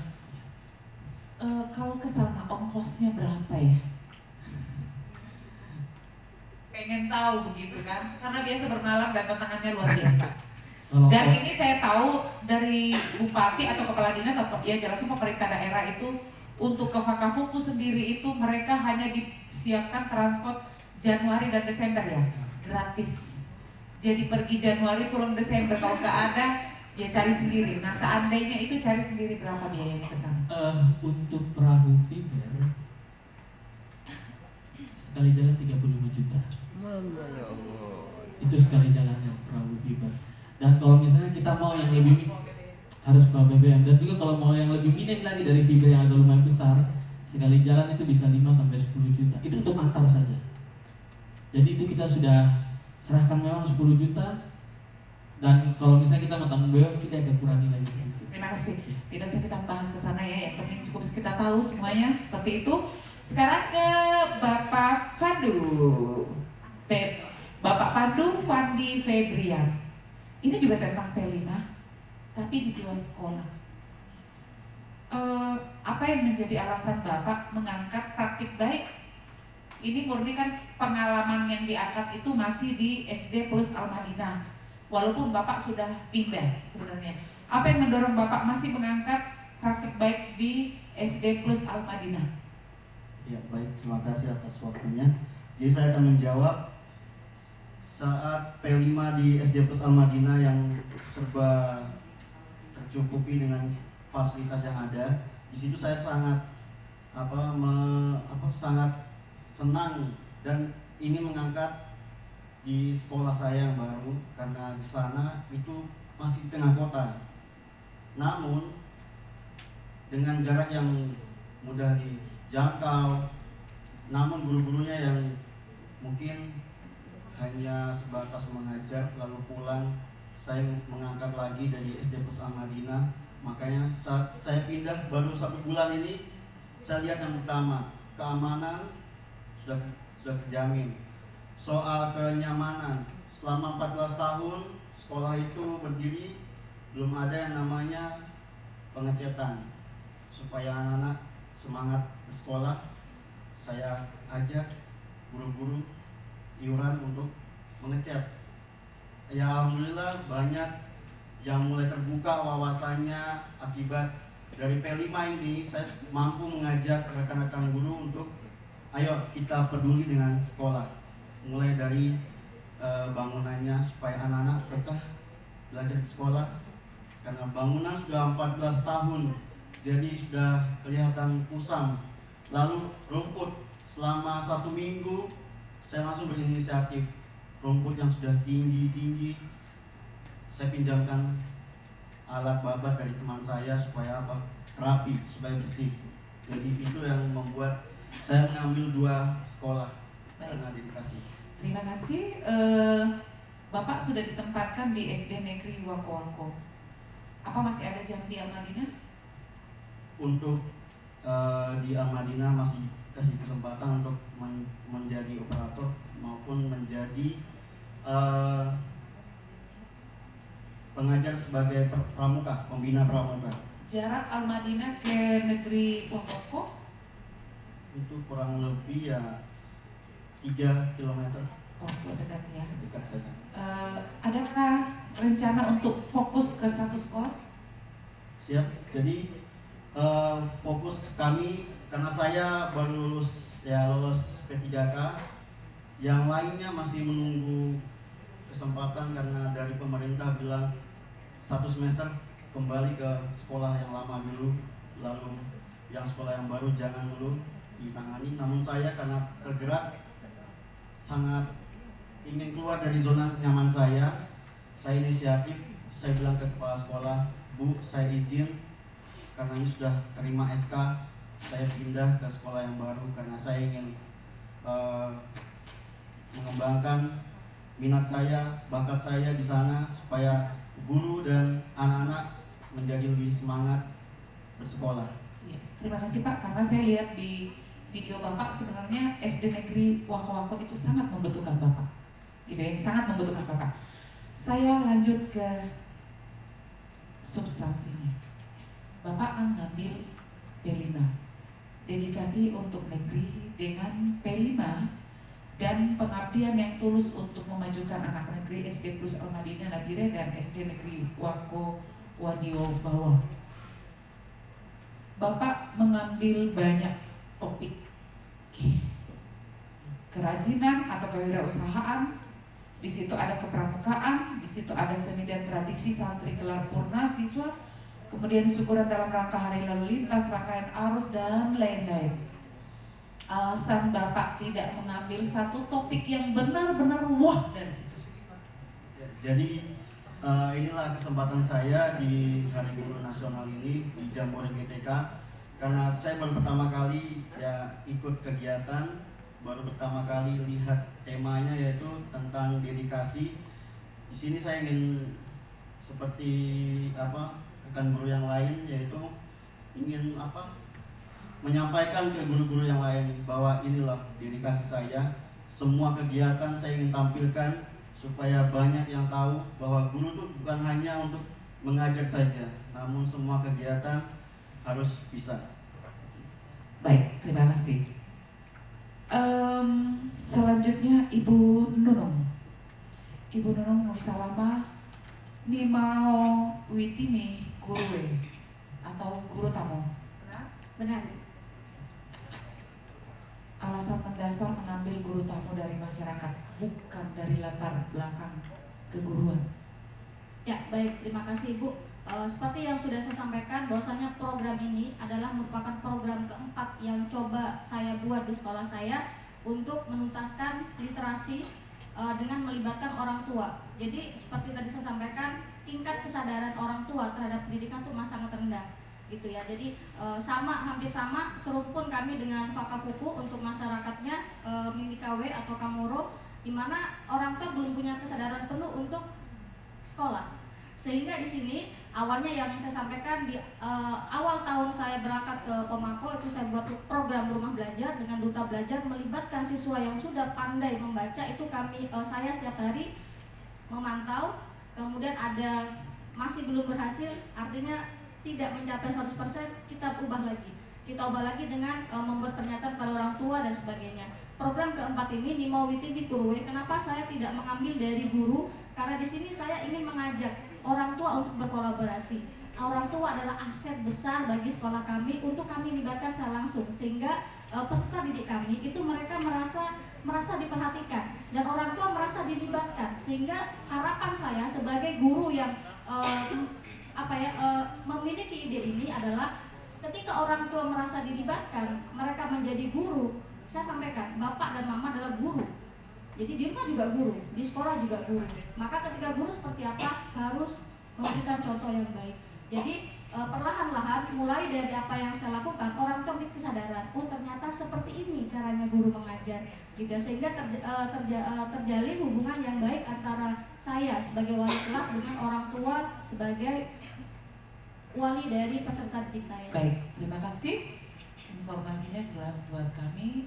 Selanjutnya, karena guru yang tidak punya basic guru, ya, orang tua yang tidak punya basic guru, tidak pernah dididik untuk jadi guru, bagaimana dengan perencanaan misalkan tampil di depan peserta didik? Komunikasi apa yang Ibu bangun untuk merencanakan supaya tampil sesuai dengan capaian atau harapan? Iya, oke, baik. Jadi benar Ibu ya. Kenapa orang tua memang saya sampaikan tadi SDM-nya masih rendah ya, masih minim sekali. Saya berbicara kepada orang tua itu tidak menggunakan bahasa baku. Jadi kami berkomunikasi dengan bahasa yang mudah dimengerti oleh orang tua. Kemudian saya sampaikan tujuan dari kegiatan ini itu apa. Ya, kita sampaikan yang pertama tujuannya kepada orang tua. Jadi tidak muluk-muluk, memang saya sampaikan kepada orang tua, tujuan saya membuat program ini adalah bagaimana orang tua memiliki kesadaran untuk anak-anak agar hadir di sekolah. Sehingga saya bilang, Bapak, kalau Bapak bisa mengajar TIFA, maka Bapak akan mengajar TIFA di sini dengan bahasa yang sederhana. Jadi ketika ada video saya yang saya rekam orang tua itu, jadi beliau mengajar dengan kemampuan mereka. Mereka mengatakan, jadi kalau kepala itu bahasa Kamoronya ini, kalau satu itu ini. Jadi nanti kalian ingat ya, kalau satu itu ini, kalau dua itu ini. Karena tujuan dari saya membuat program ini adalah melibatkan orang tua agar memiliki kepedulian terhadap pendidikan bagi anak-anak. Baik. Satu lagi. Ya. Bagaimana dengan assessment? Oke. Assessment, siapa yang menyusun assessment yang akan dicapai dalam formatif maupun assessment sumatifnya terkait guru tamu, karena saya lihat di situ sudah beberapa kali ya programnya. Iya, siap. Jadi Ibu izin kegiatan ini tidak masuk dalam intrakurikuler ya, karena memang kalau kita mau ikut intra dia tidak akan dapat di situ. Sehingga saya menggunakan rubrik untuk mencapai apa yang sudah orang tua lakukan. Jadi misalkan dengan hal yang sangat sederhana. Anak misalkan mengenal anggota tubuh dengan menggunakan bahasa Kamoro. Jadi dari hal yang sederhana. Artinya apa yang saya lakukan itu tidak berpaku pada modul memang, karena yang tadi saya sampaikan tujuan dari kegiatan ini adalah menumbuhkan kesadaran kepada orang tua tentang pentingnya pendidikan. Karena terus terang saya sering sampaikan kepada orang tua, Bapak dengan Mama ingat, saya ini pendatang, saya bukan orang kamu. Bapak dengan Mama punya anak-anak yang harus membangun Papua. Jadi apa yang bisa kami lakukan di sini itulah yang mungkin saya punya cita-cita. Kami tidak ingin, artinya pintar itu bonus. Tetapi ketika kalian bisa bersikap dengan baik, ketika kalian memiliki integritas, ketika kalian dapat bertanggung jawab, maka itulah yang akan menjadi kunci untuk hidup kalian sukses ke depan. Baik. Pomako itu jauh dari Timika kurang lebih berapa ya? 30 kilo kali ya? Ya, ada ya? kenapa ibu tidak tinggal di Pomako? Padahal di Pomako itu kota. Soalnya saya sampai di Pomako tuh makan cacing-cacing mentah juga di sana. Iya, tahu Biasa. dulu Ibu. Siap. Jadi kenapa saya tidak tinggal di Pomako? Yang pertama, kami guru baru di sana. Kami penempatan 2021 P3K. Ada 2 rumah guru di Pomako, tapi sudah ditempatin. Sementara ini dibangun 3 rumah dinas guru dan kemungkinan besar saya akan tinggal di sana agar dapat membersamai anak didik saya dalam menuntaskan permasalahan literasi di sekolah. Iya, kita doakan supaya rumahnya cepat selesai dan ibu boleh mengabdi dengan penuh. Selanjutnya, saya ingin bertanya untuk semua sebenarnya. Mau start dari mana ya? Bagaimana menginspirasi guru-guru yang ada di sekolah Bapak Ibu supaya juga berkinerja baik seperti yang Bapak Ibu lakukan. Lalu menginspirasi di dalam bagaimana mengimbaskan keluar. Boleh dijawab dari Pak Pandu? Ya, baik, terima kasih. Pertanyaannya yaitu bagaimana caranya untuk mengimbaskan kepada guru-guru, yaitu di sana saya dengan cara yang pertama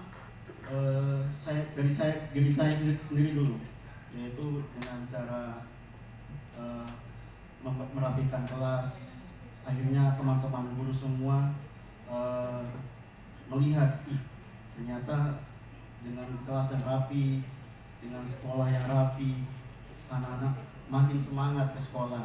Yang awalnya hanya 5 orang yang masuk kelas, akhirnya semuanya bisa masuk kelas. Lalu dengan keaktifan kita datang ke sekolah lebih pagi, karena jujur di sana karena daerahnya jam 7 itu masih mungkin banyak orang mabuk. Kami di sekolah mulainya jam 8. Nah, di situ saya mulai datangnya agak pagi sedikit supaya apa? Anak-anak itu yang jaraknya jauh jalan kaki ke sekolah bisa lihat Pak Guru ternyata duluan. Kita juga harus lebih semangat dengan Pak Guru. Ke Pak Francisco? Bagaimana cara saya Menginspirasi teman di dalam dan teman di luar sekolah. Oke, seperti yang tadi saya jelaskan bahwa dalam pembelajaran itu saya menggunakan video dan juga ada beberapa kearifan lokal yang saya angkat seperti tadi MCK. Nah, kegiatan-kegiatan yang saya angkat itu teman-teman langsung lihat. Mereka bilang begini, kelasnya ribut sekali, begini. Mereka lihat ini ternyata kami lagi nonton, anak-anak lari ke depan dengan ini. Dan mereka lihat, Pak Guru, kok pakai barang itu kira-kira nanti bikinnya bagaimana? Karena kebetulan kan ada beberapa teman juga yang belum paham apa laptop atau apa. Saya bilang kalau mau nanti saya ajar, kita nanti satu kali duduk ke dalam komunitas lalu baru saya ajar kalian bikin begini. Oh iya, karena saya lihat kayak kelas itu kayak asik sekali. Saya bilang bagaimana tidak asik, sedangkan pagi-pagi saja anak-anak lu sudah minta datang di luar. Saya bilang begitu. Bilang iya, satu kali kita duduk baru kita ajar. Jadi saya ada beberapa waktu saya ajarkan satu-satu nanti bikin begini. Akhirnya mereka membebaskan ke kelas mereka masing-masing. Oke, ke Bu Nunung? Ya, oke, baik, terima kasih Bu. Jadi memang ini adalah tantangan pertama ya, itu berasal dari dalam. Tapi saya tidak berputus asa karena saya yakin walaupun mungkin mereka terlihat cuek, tapi mereka memperhatikan saya. Yang pertama saya lakukan untuk mengimbaskan praktik baik, saya biasa membuat video-video dokumentasi untuk setiap kegiatan anak didik saya dari hal yang paling sederhana. Karena kami di Pomako dikelilingi oleh pohon mangrove, maka kita coba buat apa yang bisa kita buat dengan pohon mangrove. Apapun itu, entah kita belajar literasi atau numerasi dan sebagainya. Itu dari intern kami. Sehingga teman-teman biasa kan suka kepoin status saya gitu kan Bu ya.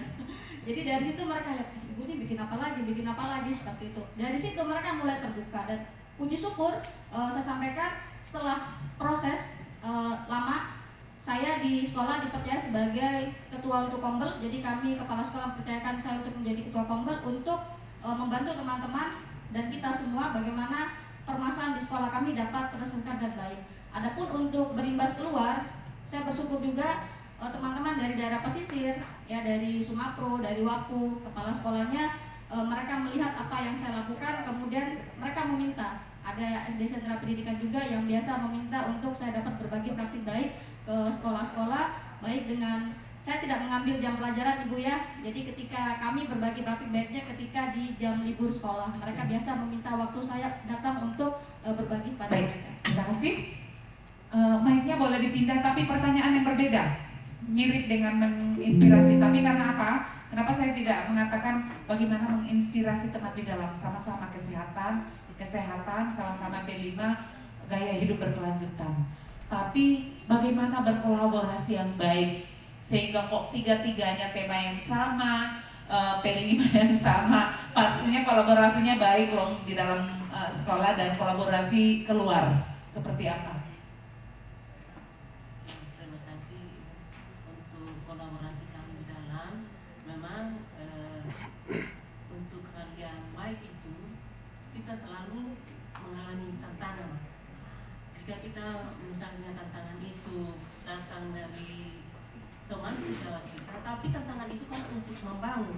Berarti kita tidak usah maksudnya itu sebagai motivasi untuk kita, untuk kemajuan sekolah.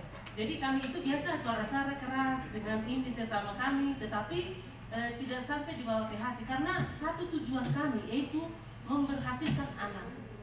Ya, karena kami di sana memang kami bertemu karena rumah itu istilahnya sekolah itu dulunya kami walaupun tinggal di Timika tidak saling mengenal pribadi satu dengan yang lain.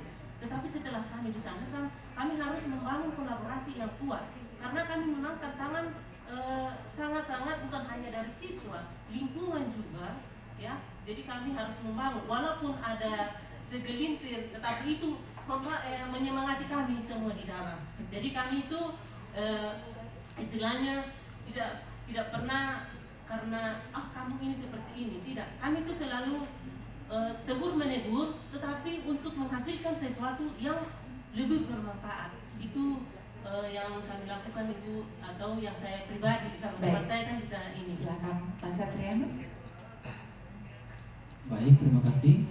Saya menambahkan di sekolah kami Ibu yang menjadi untuk kolaborasi kami lebih bagus terjalin dengan baik.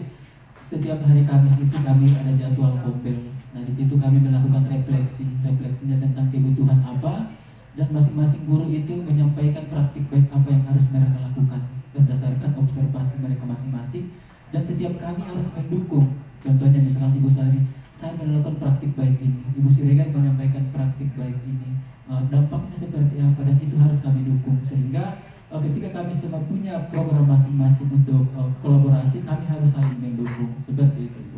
Terima kasih. Ibu Sari. Baik, terima kasih. Izin saya akan menjawab. Kalau berbicara tentang kolaborasi, kami di SMP Negeri 9 sudah punya kombel, namanya itu Kombel Nahonai. Di dalam kombel itu segala sesuatu yang kami buat itu kami sama-sama duduk bicara di situ. Dan kami sangat bersyukur karena kami punya pimpinan itu seorang yang sangat memberi inspirasi dan motivator untuk kami. Baik, Bu Sari, saya lanjutkan. Pegang aja mic-nya dulu. Terkait profil pelajar Pancasila, P5 itu kita kenal di kurikulum Merdeka ya. Tapi di K13 kita kenal juga PPK ya, terkait karakter. Menurut Ibu Sari, apa yang berbeda di antara P5 dengan PPK yang ada di K13? Kalau di K13 itu peran kita guru itu tidak terlalu menyentuh anak. Tapi kalau di P5 kurikulum Merdeka, kita sepenuhnya itu menyentuh anak, memahami anak itu seperti apa yang dibutuhkan anak. Dari situasi itu kita mengambil sebuah tindakan. Contoh, terima kasih. PPK itu penumbuhan pendidikan karakter ya? Iya. Kemudian P5 itu proyek penguatan profil pelajar Pancasila. Kalau Pak Satrianus, apa bedanya P5 dengan PPK? Iya, hampir sama yang disampaikan Ibu Sari tadi. Tujuan utama kurikulum Merdeka itu sebenarnya adalah menciptakan profil siswa yang profil pelajar Pancasila.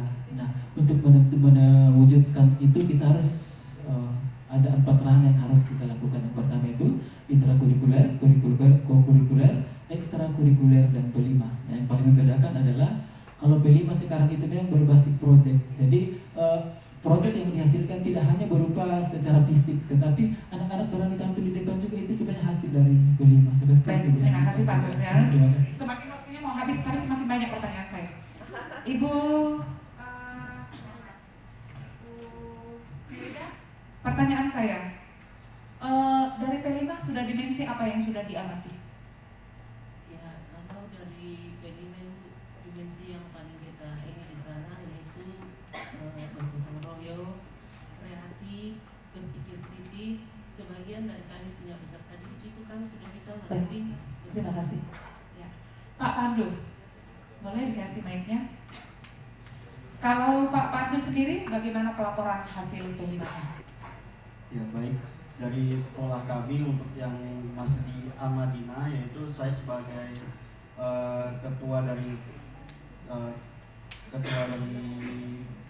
P5 di kelas 5. Jadi untuk laporannya kita sudah buat perencanaan, yaitu dari awal sampai misalnya 1 semester kita pakai berkebinekaan global, yaitu kita susun rencananya apa yang kita harus buat.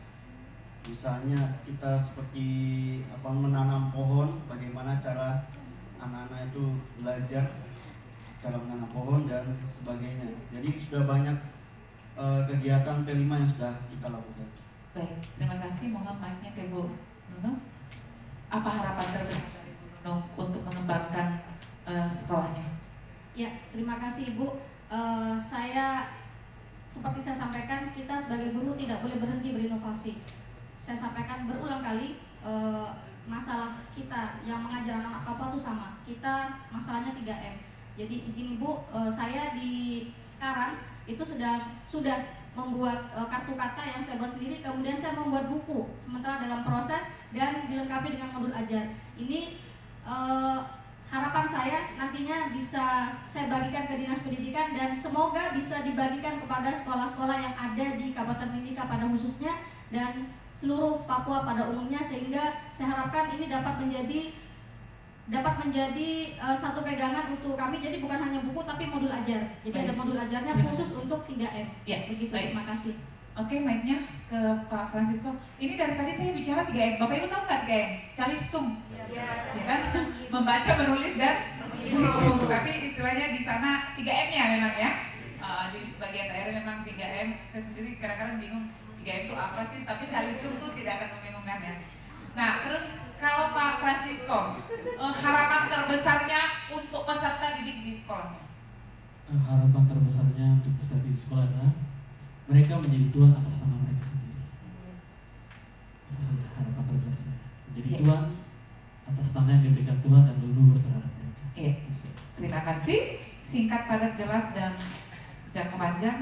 Berikut untuk SMP Negeri 9 Mimika. Saya selalu ingat SMK paling banyak di Mimika soalnya. Untuk Ibu Melda, apa harapan terbesar kepada kepala sekolah? Harapan terbesar saya kepada kepala sekolah, ya semoga ibu itu diberikan umur panjang, sehat. Nanti kepala sekolahnya baik. Kepala sekolah kami seorang perempuan, ya. Tapi kalau ibu itu tidak ada, macam waktu itu ada lomba di sini kegiatan yang 2 hari kan, konten kreator. Saya ditelepon, Ibu Melda, tolong ini koordinator sekolah.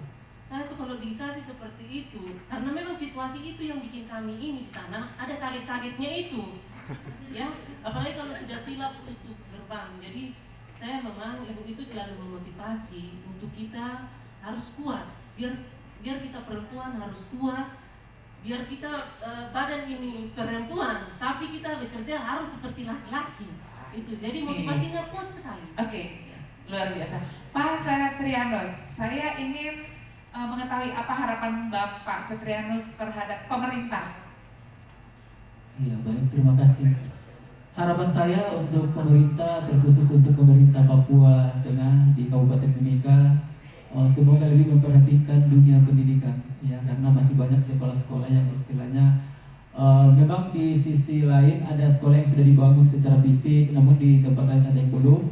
Kemudian secara merata itu karena ada istilahnya di kami di sana masih dikhususkan kepada sekolah negeri, jadi sekolah swasta itu masih ada yang belum diperhatikan secara sepenuhnya seperti itu. Terima Baik, kasih. terima kasih.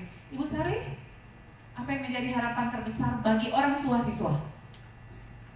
Bagi orang tua siswa, harapan terbesar saya ketika saya melakukan praktik baik ini, mereka bangga kepada anak-anak mereka. Lalu yang kedua, orang tua mengerti bahwa guru yang pertama itu ada di rumah, orang tua itu sendiri. Lalu guru yang kedua itu kami di sekolah. Harapan yang ketiga untuk orang tua, semoga mereka semakin mendorong anak untuk terus belajar. Baik, terima kasih Bu Sari. Masih di Bu Sari, pegang mic-nya. Apa ajak teman-teman atau ajak audiens untuk sama-sama memajukan pendidikan? Terima kasih Bapak Ibu guru hebat. Saya sangat beruntung bisa berada di tempat ini. Tengah Bapak guru hebat yang memiliki dedikasi dan pengabdian sangat luar biasa. Saya tadi tidak seberapa Bapak Ibu. Saya mengajak mari kita terus menjadi lentera ya. Lentera bagi pendidikan itu sendiri, karena anak Papua itu selalu dipandang mereka tidak bisa 3M. Tapi mari kita menunjukkan bahwa keberadaan kita itu memberikan harapan yang sangat besar untuk kelak terciptanya generasi emas di tahun 2027. Pak Pandu, silakan diajak teman-teman. Ajaklah teman-teman untuk memajukan pendidikan di tanah Papua. Ya, baik. Tetap semangat untuk Bapak Ibu guru hebat. Dedikasi kalian sangat dibutuhkan untuk anak-anak kita yang berada di daerah terluar, terjauh, pokoknya terpencil. Mereka sangat merindukan Bapak Ibu. Jadi setelah dari kegiatan ini, saya harap Bapak Ibu tetap semangat kembali ke tempat tugas masing-masing, karena Bapak Ibu lah yang ditunggu-tunggu oleh anak-anak. Terima kasih. Terima kasih, tepuk tangan untuk semua. Saya tidak mau menghabiskan waktu, takutnya ada yang tidak kebagian lagi. Luar biasa ya, tamu-tamu Rumah Jambore 2024. Terima kasih untuk ke-6 Bapak Ibu guru. Selanjutnya kita akan masuk ke tahap yang ketiga. Saya bertanya, Anda menjawab. Oke? Yang pertama dari Pak Francisco. Silakan bertanya kepada Pak Setrianus. Oke, mohon izin Pak Setri, saya ingin bertanya terkait praktik baik yang Bapak lakukan tadi untuk membantu anak-anak, bagaimana cara untuk membantu anak-anak mengatasi luka-luka yang mereka alami. Kira-kira Pak Setri, apa dampak baik yang Bapak terima dari praktik baik yang Bapak lakukan? Itu pertanyaan saya. Ya baik, terima kasih Pak Preti atas pertanyaan. Izin saya menjawab. Apa dampak dari praktik baik yang saya lakukan? Ya, dampak baik yang saya dapatkan itu Bapak Ibu adalah ketika di dalam kelas saya mengajar dan sudah sembuh, tidak gatal-gatal lagi, itu saya tidak ada rasa khawatir lagi melihat mereka. Ya. Kemudian ketika mereka sudah SMA, mereka lulus SMP, mereka SMA di kota, dan sudah badannya sudah bersih, sudah sehat sekali, saya lihat itu pasti ada kesenangan tersendiri bagi saya.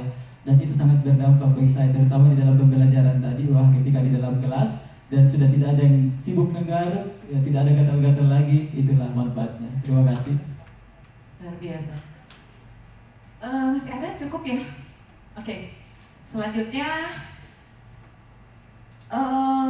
Pak Setrianus bertanya ke Ibu Melda. Bertanyalah kepada teman sendiri. Tidak usah bertanya nanti sampai di Timika. Tapi jangan marah kok Pak Setrianus tanya saya begitu ya. Iya. Ibu Melda, saya mau bertanya, kira-kira apa tantangan terbesar yang Ibu Melda hadapi ketika melakukan praktik baik yang Ibu Melda lakukan sekarang ini? Tantangannya seperti apa? Mohon dijelaskan. Terima kasih. Tantangan terberat saya yang pada saat melakukan praktik baik ini adalah ketika anak itu datang ke sekolah dengan berbagai masalah, maksudnya masalah yang terjadi pada anak tersebut bukan satu, ya.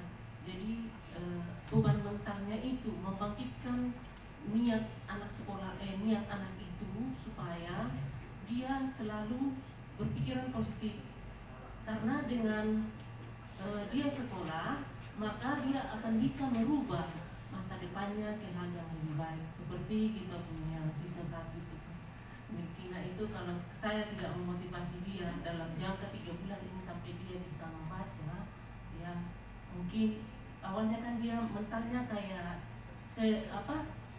kayak takut-takut bagaimana lihat saya, karena di kelas khusus dia, karena memang kebetulan saya juga secara pribadi beban moral juga. Baru kali itu saya di sekolah itu tahun kedua jadi wali kelas, saya tidak proses rapotnya tahun lalu karena anak itu tidak bisa membaca, kemudian kehadirannya sangat minim. Jadi ketika saya dengan kepala sekolah sampai 4 mata bicara, saya sebenarnya beban juga, beban untuk keselamatan diri saya, beban juga untuk orang tuanya. Karena ketika orang tuanya datang menerima rapot, minta maaf kalau mereka itu orang tua di sekolah kami, kalau mau minta terima rapot itu, mereka itu langsung berbondong-bondong banyak datang. Tapi ketika diundang rapat, paling setengahnya itu sudah tinggi sekali. Jadi saya berpikirnya keselamatan pribadi saya untuk keluar dari sekolah itu pada saat terima rapot itu, karena memang ada 3 anak yang masalahnya Pak. Jadi memang sangat-sangat bagus sekali program itu, dan bisa nanti dilanjutkan untuk berikutnya dengan anak yang bermasalah seperti itu. Kita berusaha untuk membangun dia punya kepribadian dulu. Di samping kita mengajari dia, kita harus membangun pribadinya supaya dia jangan seperti terisolir. Baik, terima kasih Bu Melda. Selanjutnya Pak Pandu bertanya kepada Ibu Nunung. Siap. Ya baik, terima kasih. Mohon izin Bu Nunung, pertanyaan dari saya yaitu mengenai program guru tamu yang Ibu laksanakan, apakah ada bagaimanakah respon dari kepala sekolah maupun dengan guru-guru yang lain dengan program yang Ibu lakukan? Apakah diketahui? Lalu apa responnya? Oke, baik, terima kasih Pak Pandu. Jadi sebelum membuat program, kita tentu akan berdiskusi dengan kepala sekolah dan rekan sejawat ya. Dan kepala sekolah, puji syukur saya punya kepala sekolah itu selalu mendukung apapun kegiatan kami selama kegiatan yang kami lakukan untuk pengembangan sekolah dan untuk kemajuan peserta didik saya. Dan untuk teman-teman rekan sejawat, setelah mereka melihat praktik baik yang saya lakukan ketika kami berada di Kombel, mereka menyetuk, Bu Nunung, kalau begitu tiap hari Jumat kita adakan program ini untuk seluruh siswa. Jadi untuk sekarang Bu, program yang selain saya jalankan di kelas, maka kami juga tiap hari Jumat itu mengundang 1 guru tamu, kami lakukan di lapangan. Jadi setelah kami melakukan tarian seka, kita biasa panggil jadwal orang tua untuk bercerita kepada mereka dengan menggunakan bahasa Komoro, itu di lapangan. Itu tiap hari Jumat untuk seluruh siswa dari kelas 1 dan kelas 6. Setelah teman-teman melihat praktik baik yang saya lakukan di kelas 6 berhasil. Terima kasih. Baik, silakan pengen mic-nya Bu Nunung. Bu Nunung silakan bertanya kepada Pak Francisco. Oke, baik. Pak Francisco izin ya. Luar biasa. Saya sangat salut dengan keberanian, karena pengalaman kemarin juga kami kunjungan dengan pengawas itu 7 jam terombang-ambing di laut, tapi Pak Francisco bisa bertahan di kehidupan yang seperti itu. Sedikit saja Pak yang mau saya tanyakan, apa saja strategi yang sudah Bapak lakukan untuk penuntasan literasi tadi di Fakafuku? Terima kasih. Baik, strategi apa saja yang sudah saya lakukan ya untuk mengatasi 3M? Yang pertama yang tadi saya sudah paparkan adalah, pertama, tarik mereka punya minat dulu untuk masuk ke sekolah dengan cara mengajarkan mereka. Kenapa kita sudah terapkan kurikulum merdeka, yaitu bahwa memang walaupun kami menuntaskan 3M, tapi kita menyadari bahwa pentingnya memakai kurikulum bagi peserta didik. Mereka juga butuh pengetahuan yang ada. Jadi saya angkat beberapa materi, tetapi tidak jauh-jauh dari materi yang untuk menuntaskan 3M. Seperti itu, seperti menggunakan video pembelajaran, dan juga menggunakan metode-metode gasing yang saya lakukan untuk matematika. Dan metode gasing itu memang mereka sangat suka karena caranya gampang, terus kemudian kita pakai gerakan-gerakan tangan, gerakan-gerakan badan untuk belajar numerasinya. Dan juga menarik minat mereka melalui beberapa nilai budaya yang saya angkat seperti tarian seka dan juga membuat keripik pisang di sekolah supaya menarik minat mereka untuk bersekolah. Jadi strategi yang saya lakukan untuk menuntaskan 3M, yang pertama yang saya lakukan adalah menarik minat mereka untuk rajin ke sekolah dulu. Setelah sudah rajin ke sekolah, pelan-pelan saya masukkan itu mulai mereka belajar membaca, mulai seperti tadi saya bilang program baca berbasis minat, buku cerita yang itu disediakan oleh sekolah. Ada beberapa buku cerita tentang cerita-cerita anak, beberapa kalimat atau apa, itu saya taruh di saya punya pojok baca. Di dalam kelas saya itu ada pojok baca. Saya bilang, kamu mau baca, lihat di belakang itu ada ada buku-buku bacaan. Mereka ke belakang, mereka lihat, Pak Guru yang ini bagus, kau baca baru habis itu kau cerita di depan. Pak Guru mau tahu kira-kira kau baca apa tadi? Oh iya Pak Guru, kalau saya baca kira-kira apa? Sebentar kita nonton. Tarik mereka dengan nonton. Anak-anak itu paling suka sekali nonton. Walaupun kita putar film yang ulang-ulang, mereka duduk terus begini. Aneh. Akhirnya mendorong mereka punya minat untuk membaca. Kalau saya bisa membaca berarti saya nonton. Kalau saya bisa membaca berarti saya nonton. Tapi bukan nonton film-film yang ini, pembelajaran yang kita nonton. Baik, Pak Francisco. Selanjutnya Ibu Melda. Silahkan ajukan pertanyaan kepada Bapak Pandu. Terima kasih. Pertanyaan saya untuk Pak Pandu. Dari beberapa program yang Bapak berikan, laksanakan, apa yang paling disukai anak-anak dan memiliki dampak yang paling bagus?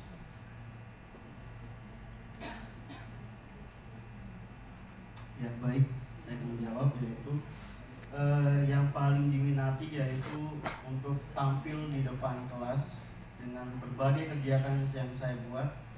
Anak-anak dengan tampil, dengan gotong royong, dengan kerja kelompok bersama-sama, itu anak-anak jadi makin akrab di kelas. Jadi dengan adanya program saya dari P5 juga membantu untuk saya mengajarkan anak-anak cara gotong royong, cara untuk kreatif. Jadi anak-anak lebih tertarik untuk belajar. Jadi semuanya menarik bagi anak-anak. Yang penting mereka bisa berani ekspresikan diri di depan. Baik, terima kasih. Satu lagi, Pak Francisco, silakan bertanya kepada Ibu Sari. Tadi sudah bertanya, tapi silakan. Saya tadi lupa kalau kita 6 peserta. Oke, baik. Untuk Ibu Sari, saya sangat mengapresiasi bahwa Ibu Sari sudah memperhatikan anak-anak bukan dari sesi pembelajaran saja, tetapi dari sesi penampilan mereka. Saya ingin bertanya, kalau misalnya, karena kalau di kampung kami itu kayak kalau misalnya guru dia sampai sudah cuci, pernah kami punya program itu kami cuci anak-anak punya baju, itu orang tua marah. Bukan tugas guru itu, jangan, nanti kami malu, mereka bilang begitu. Masa semua tugas bapak ibu guru sudah angkat, kami mau sebagai orang tua ini. Akhirnya tidak langsung itu membangun kesadaran diri bahwa suruh anak-anaknya cuci baju. Apakah hal yang sama pernah Ibu Sari alami pada saat tahan anak-anak punya baju, terus suruh orang bantu jahit, ajar jahit, dan apakah orang tua orang ada yang bagaimana tanggapan orang tua? Apakah orang marah, orang bagaimana? Itu tanggapan orang tua. Baik, izin saya akan menjawab. Terima kasih Pak Francisco, pertanyaannya sangat bagus. Sejauh ini kan program saya, program balik kelas, program yang memang sudah terstruktur, dan sebelum saya buat itu saya koordinator dulu dengan Ibu Kepsek. Setelah Ibu Kepsek beri saya izin, saya minta izin juga pergi ke orang tua anak-anak. Kenapa saya mencuci baju, Pak? Karena baju itu kalau kotornya hanya kotor sedikit ya, mungkin saya masa bodoh atau ya sudahlah. Tapi ini kotornya ini sangat kotor, dan bukan hanya kotor, tapi namanya baju kalau sudah kotor pasti kan membuat anak tidak nyaman. Anak tidak nyaman, guru kita juga saat mengajar di kelas juga tidak nyaman, Pak. Lalu saya ke orang tua minta persetujuan dari mereka, dan mereka memberi saya izin, Pak. Dan mereka malah minta terima kasih. Jadi semua yang saya buat untuk anak wali saya di kelas Dari saya jahitkan baju, dari saya cuci pakaian. Cuci pakaian pun itu bukan saya cuci, Pak. Itu saya hanya arahkan. Saya kasih contoh anak-anak, cuci pakaian yang benar itu begini. Nanti mereka sendiri yang kerjakan. Saya arahkan, saya pantau sampai baju itu gini, baru saya dikembalikan. Jadi semua prosesnya itu anak-anak yang kerja. Di sisi ini saya ajarkan mereka bertanggung jawab, lalu mereka kerjasama, Pak. Sejauh ini ketika saya kunjung ke rumah orang tua, biasa kan kalau pulang sekolah saya selalu sempatkan kunjung. Yang ada orang tua minta terima kasih karena semua yang saya buat itu pulang anak-anak cerita ke orang tua mereka. Saya terharu karena orang tua memang sangat mendukung begitu. Iya, mungkin itu saja. Terima kasih, kita beri aplaus untuk tamu-tamu Jambore 2024. Terima kasih untuk ibu-ibu juri, terima kasih Mas Yan. Ayo silakan kita foto bersama dulu sebagai bentuk laporan kepada panitia bahwa kita sudah menyelesaikan tugas kita untuk sesi ini. Ya, foto dulu ya.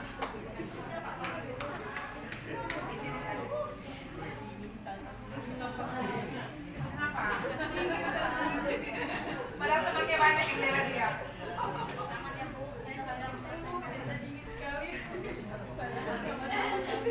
Dari sini, Bu. Dari sini. Ya. Oh iya.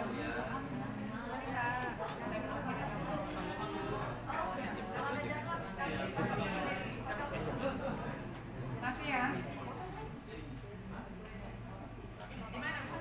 Di sini aja, di sini saja supaya agak mundur sedikit supaya jangan.